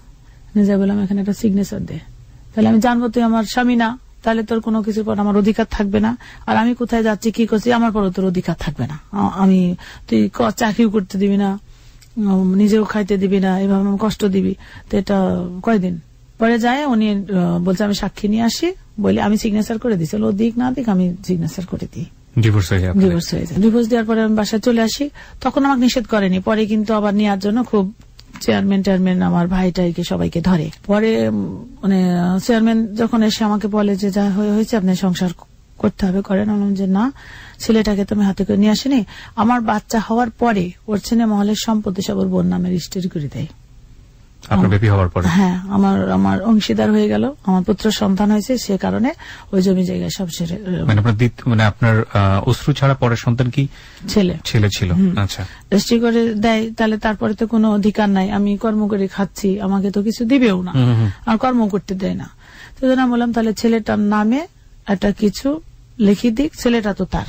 পরে ওর 7 শতক জমি মনে হয় হলে ছিল, সেই জমি 4 শতক জমি ছেলের নামে জীবন শত দানপত্র করে দেয়। তখন আমি বললাম ঠিক আছে, দানপত্র করুক, সমস্যা নাই, আমি ওখানে দরকারে ঘর করি। আবার ইট টিট কিনে টেনে নিয়ে যায়, আবার ওখানে ঘর করতে গেলাম, তখন ওখানে করতে দিল না, বাধা দিল। তারপরে আবার সেই ইট বাঁশ যা ছিল নিয়ে এসে আমার নানির বাড়িতে, ওই যে আগে যে ছিলাম ওই নানির বাড়ি আবার ভালো করে সেটা টেরে নানির বাড়িতেই স্থান নিলাম। তারপরে সে ডিভোর্স অবস্থায় আমার বাড়িতে চলে যায়। মানে আশেপাশে লোকে বলি নাই ডিভোর্স, কারণ যদি মীমাংসা হয় এরকম একটা সিদ্ধান্তে ছিলাম, তো হলো না। তখন অত্যাচার সহ্য করতে না পারে তখন আমি বাধ্য হয়ে ঢাকা চলে আসলাম। ফাইনালি আস্তে আস্তে পাটা স্বাভাবিক হয়ে আসলো, লাঠি ছেড়ে দিলাম। আবার ওই অফিসে যোগাযোগ করে আবার বিদেশ যাওয়ার জন্য চেষ্টা করলাম, রেডি করলাম। করার পরে এর মধ্যে উনি একটা বাজে কাজ করছে। আমার অফিসে চাকরি করতো একটা মেয়ে, ওকে নিয়ে আমার বাড়িতে যাই থাকতো রাত্রিরে, আমার ওই নানির বাড়িতে। আমার নানি তখন বিছানাগত, আমি অত্যাচারে টিকতে পারি না, আমি ঢাকা চলে আসছি, আর ও আমার বাড়িতে অন্য মহিলা নিয়ে যাই থাকছে। আশেপাশে লোকজন আবার সব টের পাইছে, মারধর করতে গেছে। তারপরে চিন্তা করছে সবাই যদি জানতো যে আমার সাথে ডিভোর্স হয়েছে তাহলে কিন্তু কেউ এটা মার দিত বা কেন একটা ডিসিশন নিত। যাই ওরকম পরিস্থিতিতে করেনি। আমি পরে যাই শুনলাম যে এই ঘটনা, ওখানে আমার আবার টিকিট কাটা হয়েছে, আমি আবার চলে যাচ্ছি হসপিটাল চদিতে, নতুন ভাবে আবার করছি। এর মধ্যে যখন ওই মহিলাকে নিয়ে যাই, আমি সহ্য করতে পারি না, বললাম যে আমি ডিক্লার দিয়ে দিচ্ছি মানুষকে যে আমি ওকে ডিভোর্স দিয়ে দিছি, তার সঙ্গে আমার কোনো সম্পর্ক নাই, প্রয়োজন হলে আমি আবার বিয়ে করবো। মানে আগের মাথায় এটা বলে ফেলছিলাম। 3 দিন ছিলাম, এই 3 দিন আমার অনেকগুলি বিয়ে আসে, আমার অফিসে লোকজন চলে আসে, মানে ভালো ভালো প্রস্তাব আসে। আসলে তো আমি বাইরে চলে যাবো, এটা আগের মাথায় বলছিলাম। হ্যাঁ, তাই এক ঘরের লোক আমাকে যে বলছে এরকম, ওনার বউ ছিল ডিভোর্স, উনি প্রস্তাব দিছে। তা বললাম যে ভাই শোনেন, আমার জীবনটা অনেক যুদ্ধের, আপনি সব দিক দিয়ে ভালো, ঢাকা ইউনিভার্সিটি থেকে লেখাপড়া করছেন, ঠিক আছে, আমার আসলে টাকা পয়সা যারা আছে তার সাথে বিয়ে করব, আমাকে যেন কর্ম করে না খেতে হয়, আমার নিশ্চয়তা চাই, আমি এই জন্য বিয়ে করব। আচ্ছা, এভাবে বলে আমি চলে আসছি ঢাকাতে, শয়তানি আর কি। এইটাকে শুনে ওই ক্রিমিনালের মাথার ভিতরে দিয়ে দিছে যে উনি আবার একটা স্কুলের প্রিন্সিপাল ছিল, বলে দিছে যে অমুকের সাথে তার বিয়ের কথাবার্তা হচ্ছে। আমার সঙ্গে কিন্তু তার আর কোনো যোগাযোগ নাই, আমি ঢাকা চলে আসছি। আসার পরে কিছুদিন পরে নাকি উনি ঢাকায় আসছে, ওই যে লোককে কথা বলছিল উনি ঢাকা আসছে, আমি জানি না, আমার জানার কথাও না। ঘরে চিঠি লিখছে ওই লোকের বাপের বাড়িতে যে আমি তখন মগবাজারে থাকি আমার বাচ্চা দুটাকে নিয়ে, যে আশ্রয় নিয়ে আমাদের এক আঙ্কেল আমাকে একটা মেয়ের সঙ্গে রুম নিয়ে দিছিল, আমার বাচ্চা দুটা নিয়ে যাতে ওখানে থাকতে পারি পরবর্তীতে।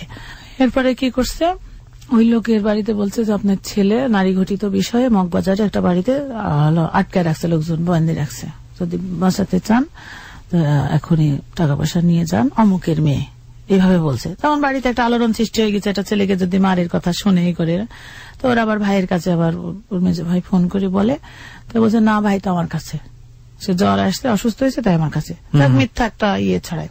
ছড়ানোর পরে আমি বিদেশ যাব বলে আমি আবার বাড়ি গেছি। বাড়ি যাই শুনছি যে আমাকে নাকি লোকজন মারধর করছে, আটকে রাখছে, সবাই এই ধরনের কথা বলছে। তা খারাপ লাগে না শুনতে? আমি ওর বাড়িতে গেলাম, ওই লোকের বাড়িতে, তো ওনার মাকে জিজ্ঞাসা করলাম যে কালাম্মা কি হয়েছে? তখন একটা চিঠি আমাকে দিল, যে চিঠিতে লেখা, দেখছি যে ওর বক্তব্য অন্যজন একদিন লিখে ওদের বাড়ি পাঠিয়েছে। বলে আমি আমার বাড়িতে গেছি। আমার বোন করছে কি, আমাকে তালা বন্ধ রাখছে, আমি বিদেশ যেতে দিবে না, আমরা চাকরি পাই নিয়ে তুই 2 দিন পরে চাকরি পাস, কাজ পাস, ব্যাপার কি, মানে উল্টাপাল্টা কথাবার্তা, বিদেশ যাই কি করবি তা আমরা জানি। তখন এইসব কথাবার্তা তো হল মালিকের কথা, তখন হল মালিক যা বলছে সব ঠিকই বলছে, মানে তখন আমার বাড়ির লোকজন ওর পক্ষে, ও যেভাবে বুঝাইছে এইভাবে বলছে। আমার পাসপোর্ট সব কাড়ি নিয়েছে, আমাকে আটকাবে, আমি ধাক্কা মারি ফেলে দিয়ে দৌড় দিছি, পা ন্যাংরা আমার সাথে, তারপরেও পারেনি। আজ রিক্সা নিয়ে আসি, দেখছি যে ওই ক্রিমিনাল দুজন বসে বসে গল্প করছে। আমার আর সহ্য হয়নি, বিদেশ যা বন্ধু, ওরা পাসপোর্ট কাড়ি নিয়েছে, এত বড় দুর্নাম, অনেক কলার চাপে ধরে ওই বাজারের মধ্যে দেখছি বসে আছে, রিক্সা থেকে নেমে ধরে 2জনকে মায়ের, একজনকে মায়ের সাইড করে রাখছি, আর 3টা দাঁত ভেঙে দিছি আমি। তারপরে ওনাকে আমি মারছি, বলছি তার আগে থানাতে একটা দিয়ে আসছিলাম, জিডি করে আসছিলাম, ওসি সাহেব বলে আসছিলাম যে আমাকে নিয়ে এসে অনেক ষড়যন্ত্র করছে, আমি আইনের আশ্রয় চাই। পরে মায়েরই ধরে আমি কলার ধরে নিয়ে যাচ্ছে, চল, ওসি বলে তো খুঁজি পায় না, আমার সাথে চল, হ্যাঁ, তোর বাঁচি থাকার কোন অধিকার নেই, তুই আমার জীবনটাকে এরকম তছনছ করে দিলি কে?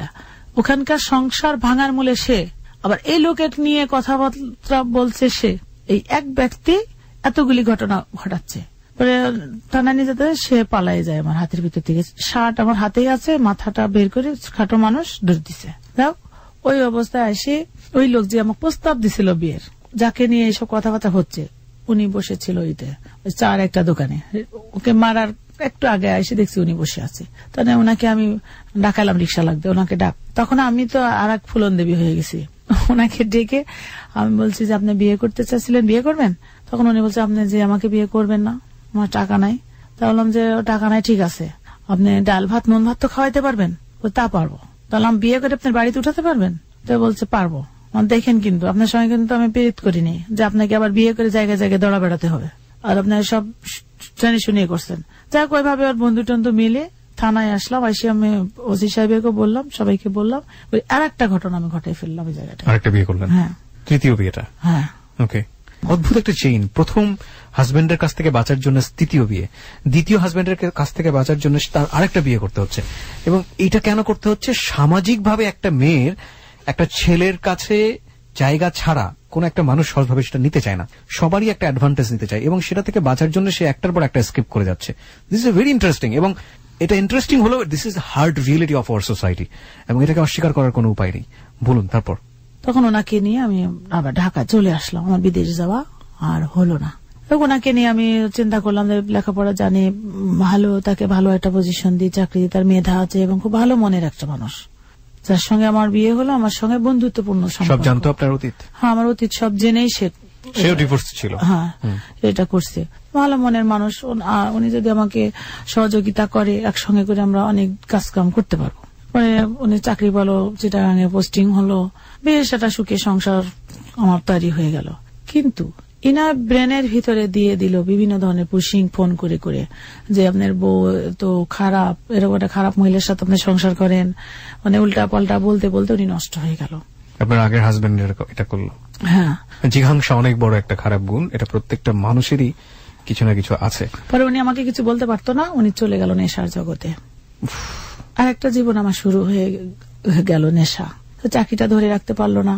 তখন ওই আমার শ্বশুর মশাই, উনি যখন বেঁচে ছিলেন, উনি আমাকে বলল যে ওর আগের বাচ্চা আছে 2টা, বউ ডিভোর্স করা, বাচ্চাদের জন্য তো মন খারাপ করে, সেই জন্য নেশা টেশা করে, তুমি একটা বাচ্চা নাও, দেখো হচ্ছে ও ভুলে যাবে, আস্তে আস্তে ভালো হয়ে যাবে। 2টো বাচ্চা কি আপনার সঙ্গে ছিল তৃতীয় হাজবেন্ডের কাছে, নাকি 2টো বাচ্চা কোথায় গেল? না, 2টা বাচ্চা আপনার সঙ্গেই ছিল সেই মুহূর্তে, একটা ছেলে একটা মেয়ে। হ্যাঁ, এখন এই এনেও এরকম নরবরি অবস্থা, তখন তো চলতে তো হবে। এমন একটা পরিস্থিতি গেছে আমার এই বাচ্চা নিতে যে বাচ্চা নিতে যে চিটাগাঙে চাকরি চলে গেল, তখন সিজার করতে হবে বাচ্চা, 9 বছর পরে বাচ্চা, বড় ছেলের 9 বছর পরেই বাচ্চা। এক ছেলে এক মেয়ে ছিল, আমার আর চিন্তা ছিল না। পরে ওনারা আবার এই যে চিন্তাও করলাম যে আসলে তো তাই, নিজের বাচ্চা হলে হয়তো ভালো হয়ে যাবে, এই বলে বাচ্চাটা নিলাম, সিজার করলাম, চাকরি চলে গেল ওনার ওখানে। তখন আমি আবার ঢাকা চলে আসলাম, এসে সবার হসপিটালে ভর্তি হয়ে থেকে পরে ঢাকা মেডিকেলে সিজার করা হয়। সিজারে লাইগেশন করে নিলাম যে আর বাচ্চা কাচ্চা নিব না, একবারে পার্মানেন্ট একটা বিষয়। এই বাচ্চা হওয়ার সময় আমি এই যে সাভারে থেকে যে কষ্ট, না খেয়ে থাকা, ওনার কাজ নাই, আমি অসুস্থ, এইরকম ভিতরে আমি একটা এনজিও অফিস ছিল ওখানে, ওনাকে বললাম যে আমার একটা চাকরি দরকার। উনিও চাচ্ছিল একটা ওনার প্রজেক্টের দায়িত্ব নেওয়ার, ওখানে ওনার প্রজেক্টের ম্যানেজার হিসাবে আমাকে দায়িত্ব দেয়। বলে বেতন দিতে পারবো না আপনাকে, আমি আপনার বাসা ভাড়া যেন না লাগে, এই বাড়ির পুরো দায়িত্ব আপনি থাকবেন, এখানে আপনি ব্যবসা বাণিজ্য করতে পারবেন। তখন আমি ওখানে থাকি, থাকার পরে উনি আমাকে প্রথম মাসে আমাকে একটা সেলাই মেশিন কিনে দেন। আমার বেতন দেওয়া লাগবে না, কিন্তু আমার জন্য 1500 টাকা বাজেট করেন, একটা পুরাতন সেলাই মেশিন কিনে দেন। উনি আমাকে পুরাতন একটা সেলাই মেশিন 1300 টাকা দিয়ে কিনে দিয়ে 200 টাকা নগদ আমার হাতে দিয়ে গেল। আমার হাজবেন্ড নিয়ে বাচ্চা নিয়ে ওনার ওই বাড়িতে থাকতে লাগলাম। এর মধ্যে ওই যে ফকির টকির ধরে নিয়ে যে ওই বাড়িতেই আমি শেল্টার সেন্টার হিসাবে রাখছি, বড় বাড়ি, দোতলা বাড়ি, একটা পুরা বাড়িতে। ফকির টকির ধরে নেওয়া মানে রাস্তা থেকে ফকির ধরে নিতে? হ্যাঁ, ওই যে যারা রাস্তায় ভিক্ষা করে, জোয়ান মানুষ বাচ্চা নিয়ে নিয়ে ভিক্ষা করে, এদেরকে কিছু নিয়ে নিয়ে যে ট্রেনিং করায় বিভিন্ন কাজ। ওই সময়টা থেকে? ওই সময়টা থেকে। কত সালে এটা? এটা 2004-05। 2004-05 সালে আপনি মনে করলেন যে আপনি যেহেতু সেলাই জানেন, সো এদেরকে দিয়ে কিছু কাজ করায় আপনার কিছু করা, এদেরও নিজের একটা স্বাবলম্বী করা। জি, আমি ওখানে ওই 200 টাকা পুঁজি থেকে আমি 6 মাসে 40,000 টাকা পুঁজি হলো আমার ব্যবসা। আচ্ছা। প্লাস্টিকের পুরাতন বস্তা কিনে কিনে ব্যাগ বানায় মার্কেটে দিই, সেলাই করি। প্রথমে 150 টাকা দিয়ে 100 পিস ব্যাগ নিলাম, ধুয়ে পরিষ্কার করে ব্যাগ বানায় ওটা 500 টাকা বিক্রি করলাম। পরে আবার 300 টাকা দিয়ে 200 কিনলাম। এইভাবে আমার খরচটা রাখতে রাখতে এই কাজগুলি করি। এই তখনই আমি যে মাশরুম ট্রেনিং যা করার এগুলি একটার সাথে যুক্ত হলে আরেকটা সন্ধান পাচ্ছেন, আরেকটার সাথে যুক্ত হলে আরেকটা সন্ধান পাচ্ছেন। কোন প্রতিষ্ঠান কি আপনি দাঁড় করালেন সেই মুহূর্তে? হ্যাঁ, তখনই আমি যে মাশরুমটাকে ইয়ে করাই। আর এনজিওটা আমি যখন ওই অবস্থায় ওখানে ছিলাম, যখন পৌরসভায় চাকরি করতাম 99 সালে, ওই তখন এনজিওটা রেজিস্ট্রেশন করছিলাম। মানে মনের ভিতরটা কিছু করব এটা সবসময়ই ছিল, এত প্রতিকূলতার মধ্যে চেষ্টা করে আসছি, সাকসেস হইতে পারি নাই, কারণ নিজেরই জীবনের কোনো গ্যারান্টি ছিল না, সামাজিক অনেক প্রতিবন্ধকতা ছিল। এবং শেষ পর্যন্ত আপনি যেটা করলেন, এনজিও দাঁড় করালেন এবং আপনি যে মাশরুমের একটা ইয়ে করলেন। না, মাশরুমের একটা কোনো নাম আছে প্রতিষ্ঠানের? হ্যাঁ, অজানা মাশরুম ফুড প্রোডাক্ট। অজানা নামটা কেন দিলেন? নামটা হচ্ছে এখানে এই বাচ্চা সিজারে লাইগেশন করছি, 3 মাস পরে আবার কনসেপ্ট করছে। লাইগেশনের পরে লাইগেশন ফেল হয় আমার বাচ্চা, এটা আমি টের পাই। হচ্ছে আমি নিশ্চিন্তে আছি, লাইগেশন করা আর বাচ্চা টাচ্চা হবে না, কোনো ব্যবস্থা নেই নাই। 6 মাস যখন সিজারের পর বাচ্চা, তখন 3 মাসের পেটে। আবার সেই বাচ্চা পেটে করে ধরেন সেলাই করছি, রাত্রে 2:30-3টা পর্যন্ত মেশিনে সেলাই করছি। তখন ধরেন উনি নেশা করে, একদম নেশার জগতে উনি হচ্ছে একদম মগ্ন। ওনাকে প্রতিদিন 100 টাকা করে দিতে হবে নেশার জন্য। হ্যাঁ, তারপরে বাসা ভাড়া, ছেলে বলে কৌশল নেই, বাচ্চা পেটে বাচ্চা কোলে, এগুলো নিয়ে আপনি এই ফাইট করে গেছেন, রাস্তা থেকে ফকির তুলে নিয়ে এসে। হ্যাঁ, ধরেন এমন অবস্থা যে আমার ওই সেলাই ছিঁড়ে যাবে, ফেটে যাবে আমি যদি নড়াচড়া করি। তারপরে পেট ধরে ধরে একটু করে হাঁটছি, বসছি, আবার বাসে উঠছি। মানে কাজ করতে হলে তো আমাকে দৌড়াদৌড়ি করতে হবে। এক পর্যায়ে 7 মাস যখন বাচ্চা পেটে, তখন সেলাই ফেটে গেল। ও মাই গড! ওই সেলাই ফেটে গেল, আমার কাছে টাকা নাই। ওখানে এক চাচি ছিল, মারা গেছে। উনি আমাকে 100 টাকা দিল যে মা তুমি হসপিটালে যাও, ডাক্তার টেস্ট করো, তোমার যে অবস্থা তুমি যখন তখন মারা যাবা। পরে ওই যায় ডাক্তার বলে সর্বনাশ, অক্সিজেন দিয়ে রেখে যে সিজার করে দিল। আবার ওই সিজারে এবার মেয়ে হলো, মানে 2 ছেলে, এরপরে আবার মেয়ে হলো। হয়েছিল না, এই অবস্থায় বাচ্চা। এই অবস্থায় আপনার সংসারে ফাইট করতে হয়েছে? হ্যাঁ, তো এই বাচ্চার নাম রাখছি অজানা। সেই অর্থে আপনি মাশরুমের এটার নাম রাখলেন অজানা। জি। অজানা তো অনেকেই চিনবে, এটা সাভারে নাকি কোথায়? না, প্রথমে তো সবারই ছিলাম, পরে এখন যে বাড্ডাতে আমার প্রতিষ্ঠান করছি। কত বছর হলো প্রতিষ্ঠানের বয়স?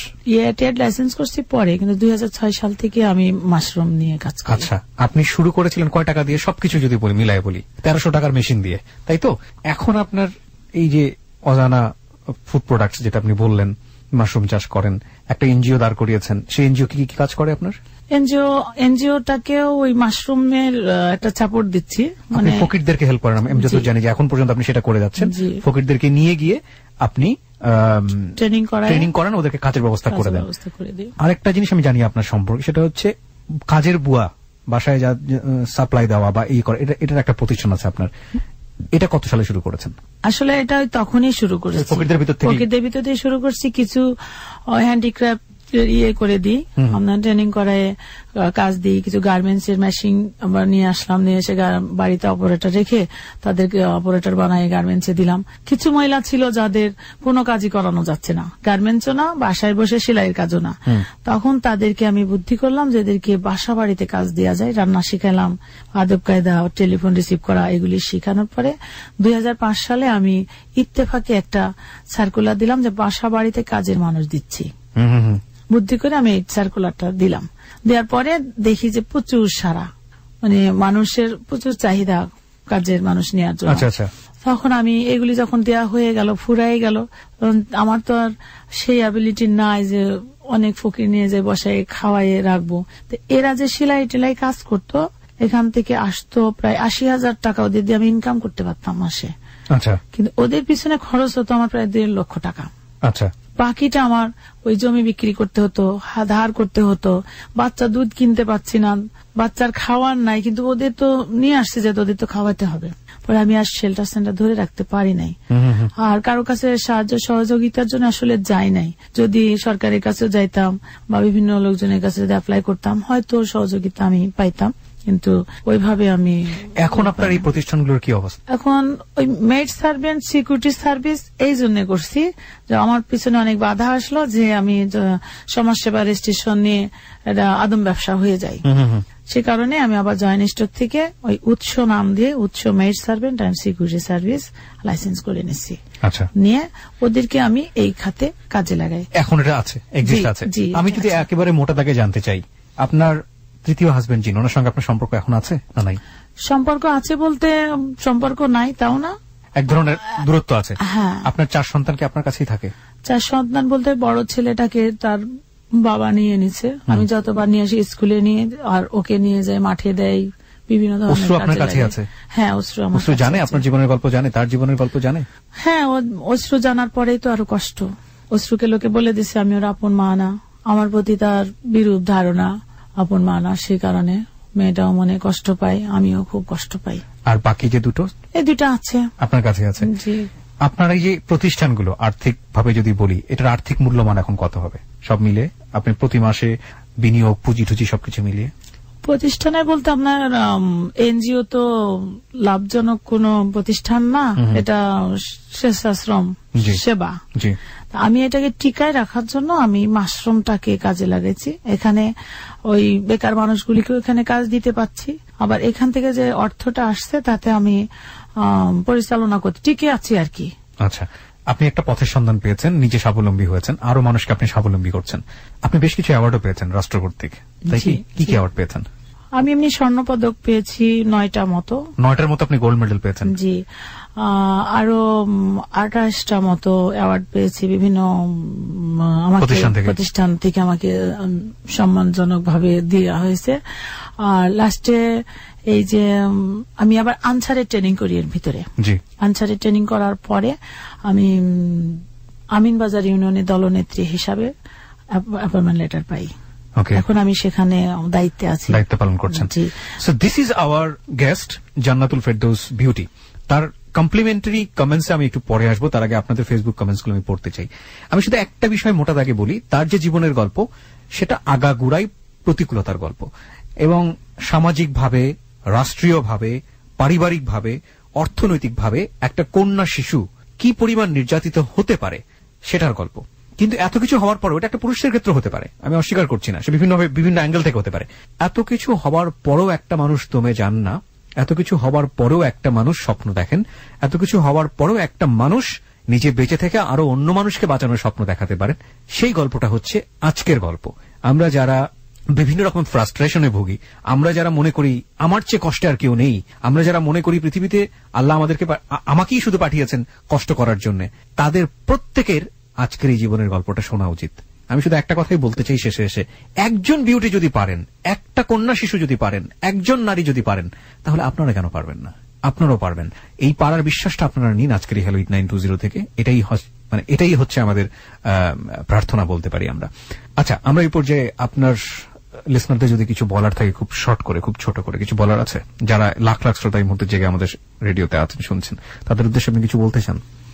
আমি শ্রোতাদের উদ্দেশ্যে বলতে চাই এবং সব মানুষকে আমি এটা বলতে চাই, আমি যে কষ্টগুলি পেয়েছি এই কষ্টগুলি যেন কোনো মানুষকে না দেয়। না, আমি ভাবছি না আমি যে এটা ছোট্ট বাচ্চার জীবন থেকে সে জীবনটা অন্যরকম হয়ে যেতে পারে, বিভিন্ন ধরনের সামাজিক কথাবার্তা, এবং কোনো মানুষ যদি অন্যায় করেও তা উচিত ফ্যামিলির সাপোর্ট দিয়ে তাকে বুঝায় একটা লাইনে আনা। আমার জীবনটা কিন্তু এত কিছু হয়েছে শুধু ফ্যামিলি সাপোর্টটা না পাওয়ার কারণে। একটা মানুষ যদি খারাপও হয় তাও চেষ্টা করা উচিত যে তাকে বুঝায় এটা সঠিক লাইনে আনা। এটা আমার সবার কাছে প্রত্যাশা আর কি। আর আমি ভিক্ষা বৃত্তি নিরসনের পরে কাজ করি, অনেক সমস্যা আমার নিজের গেছে, তারপরেও আমি হাল ছেড়ে দেইনি। আমি একটা পর্যায়ে আসছি, এখন এই কাজটা সামাজিক দায়িত্ব, এটা আমার একার কাজ না, এটা সারা বাংলাদেশের মানুষের কাজ। তাই আমি চাইবো যে সবাই যেন এগিয়ে আসে, এই কাজে শরিক হয়। আমি ভিক্ষুক মুক্ত বাংলাদেশ গড়তে চাই, আর এই গরিব নিয়ে কাজ করতে চাই। ছোটবেলা থেকে আমার অনেক আরো বাদ পড়ে গেছে, এত অল্প সময়ে সব বলে শেষ করতে পারি নাই।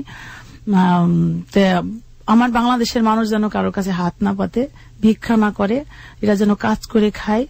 আর যাদের অনেক টাকা পয়সা আছে, যারা জাকাত ফিতরা বিভিন্ন ভাবে দিচ্ছে, ওই ছোট ছোট করে না দিয়ে একটা ব্যক্তিকে একটা স্বাবলম্বী করে তোলা, সে যেন সামনে বছরে আর জাকাত ফিতরা কারো কাছ থেকে না নেয়, এইভাবে আসলে করা উচিত।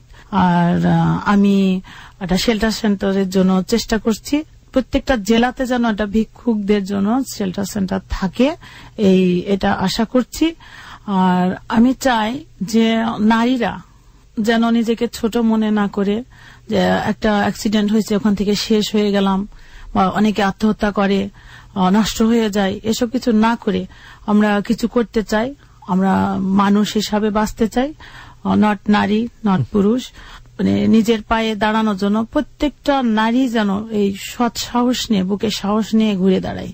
এই ঘুরে দাঁড়ানোর গল্পটি হোক প্রত্যেকটি সাহসী মানুষের গল্প, শুধুমাত্র নারীরা না, প্রত্যেকটি মানুষ যেন আমরা আজকের এই গল্প থেকে কিছু নিতে পারি। শেষ করতে চাই আজকের ক্লোজার প্রেজেন্স হ্যালো 8920 প্রিয় শ্রোতা, যারা এতক্ষণ আমার সঙ্গে ছিলেন, অত্যন্ত ভালো লাগা তাদের প্রতি। আমরা বিশ্বাস করি একজন বিউটি পথ দেখালে অসংখ্য বিউটি সেই পথে হাঁটবে। অনেক ভালো থাকুন, শুভরাত্রি।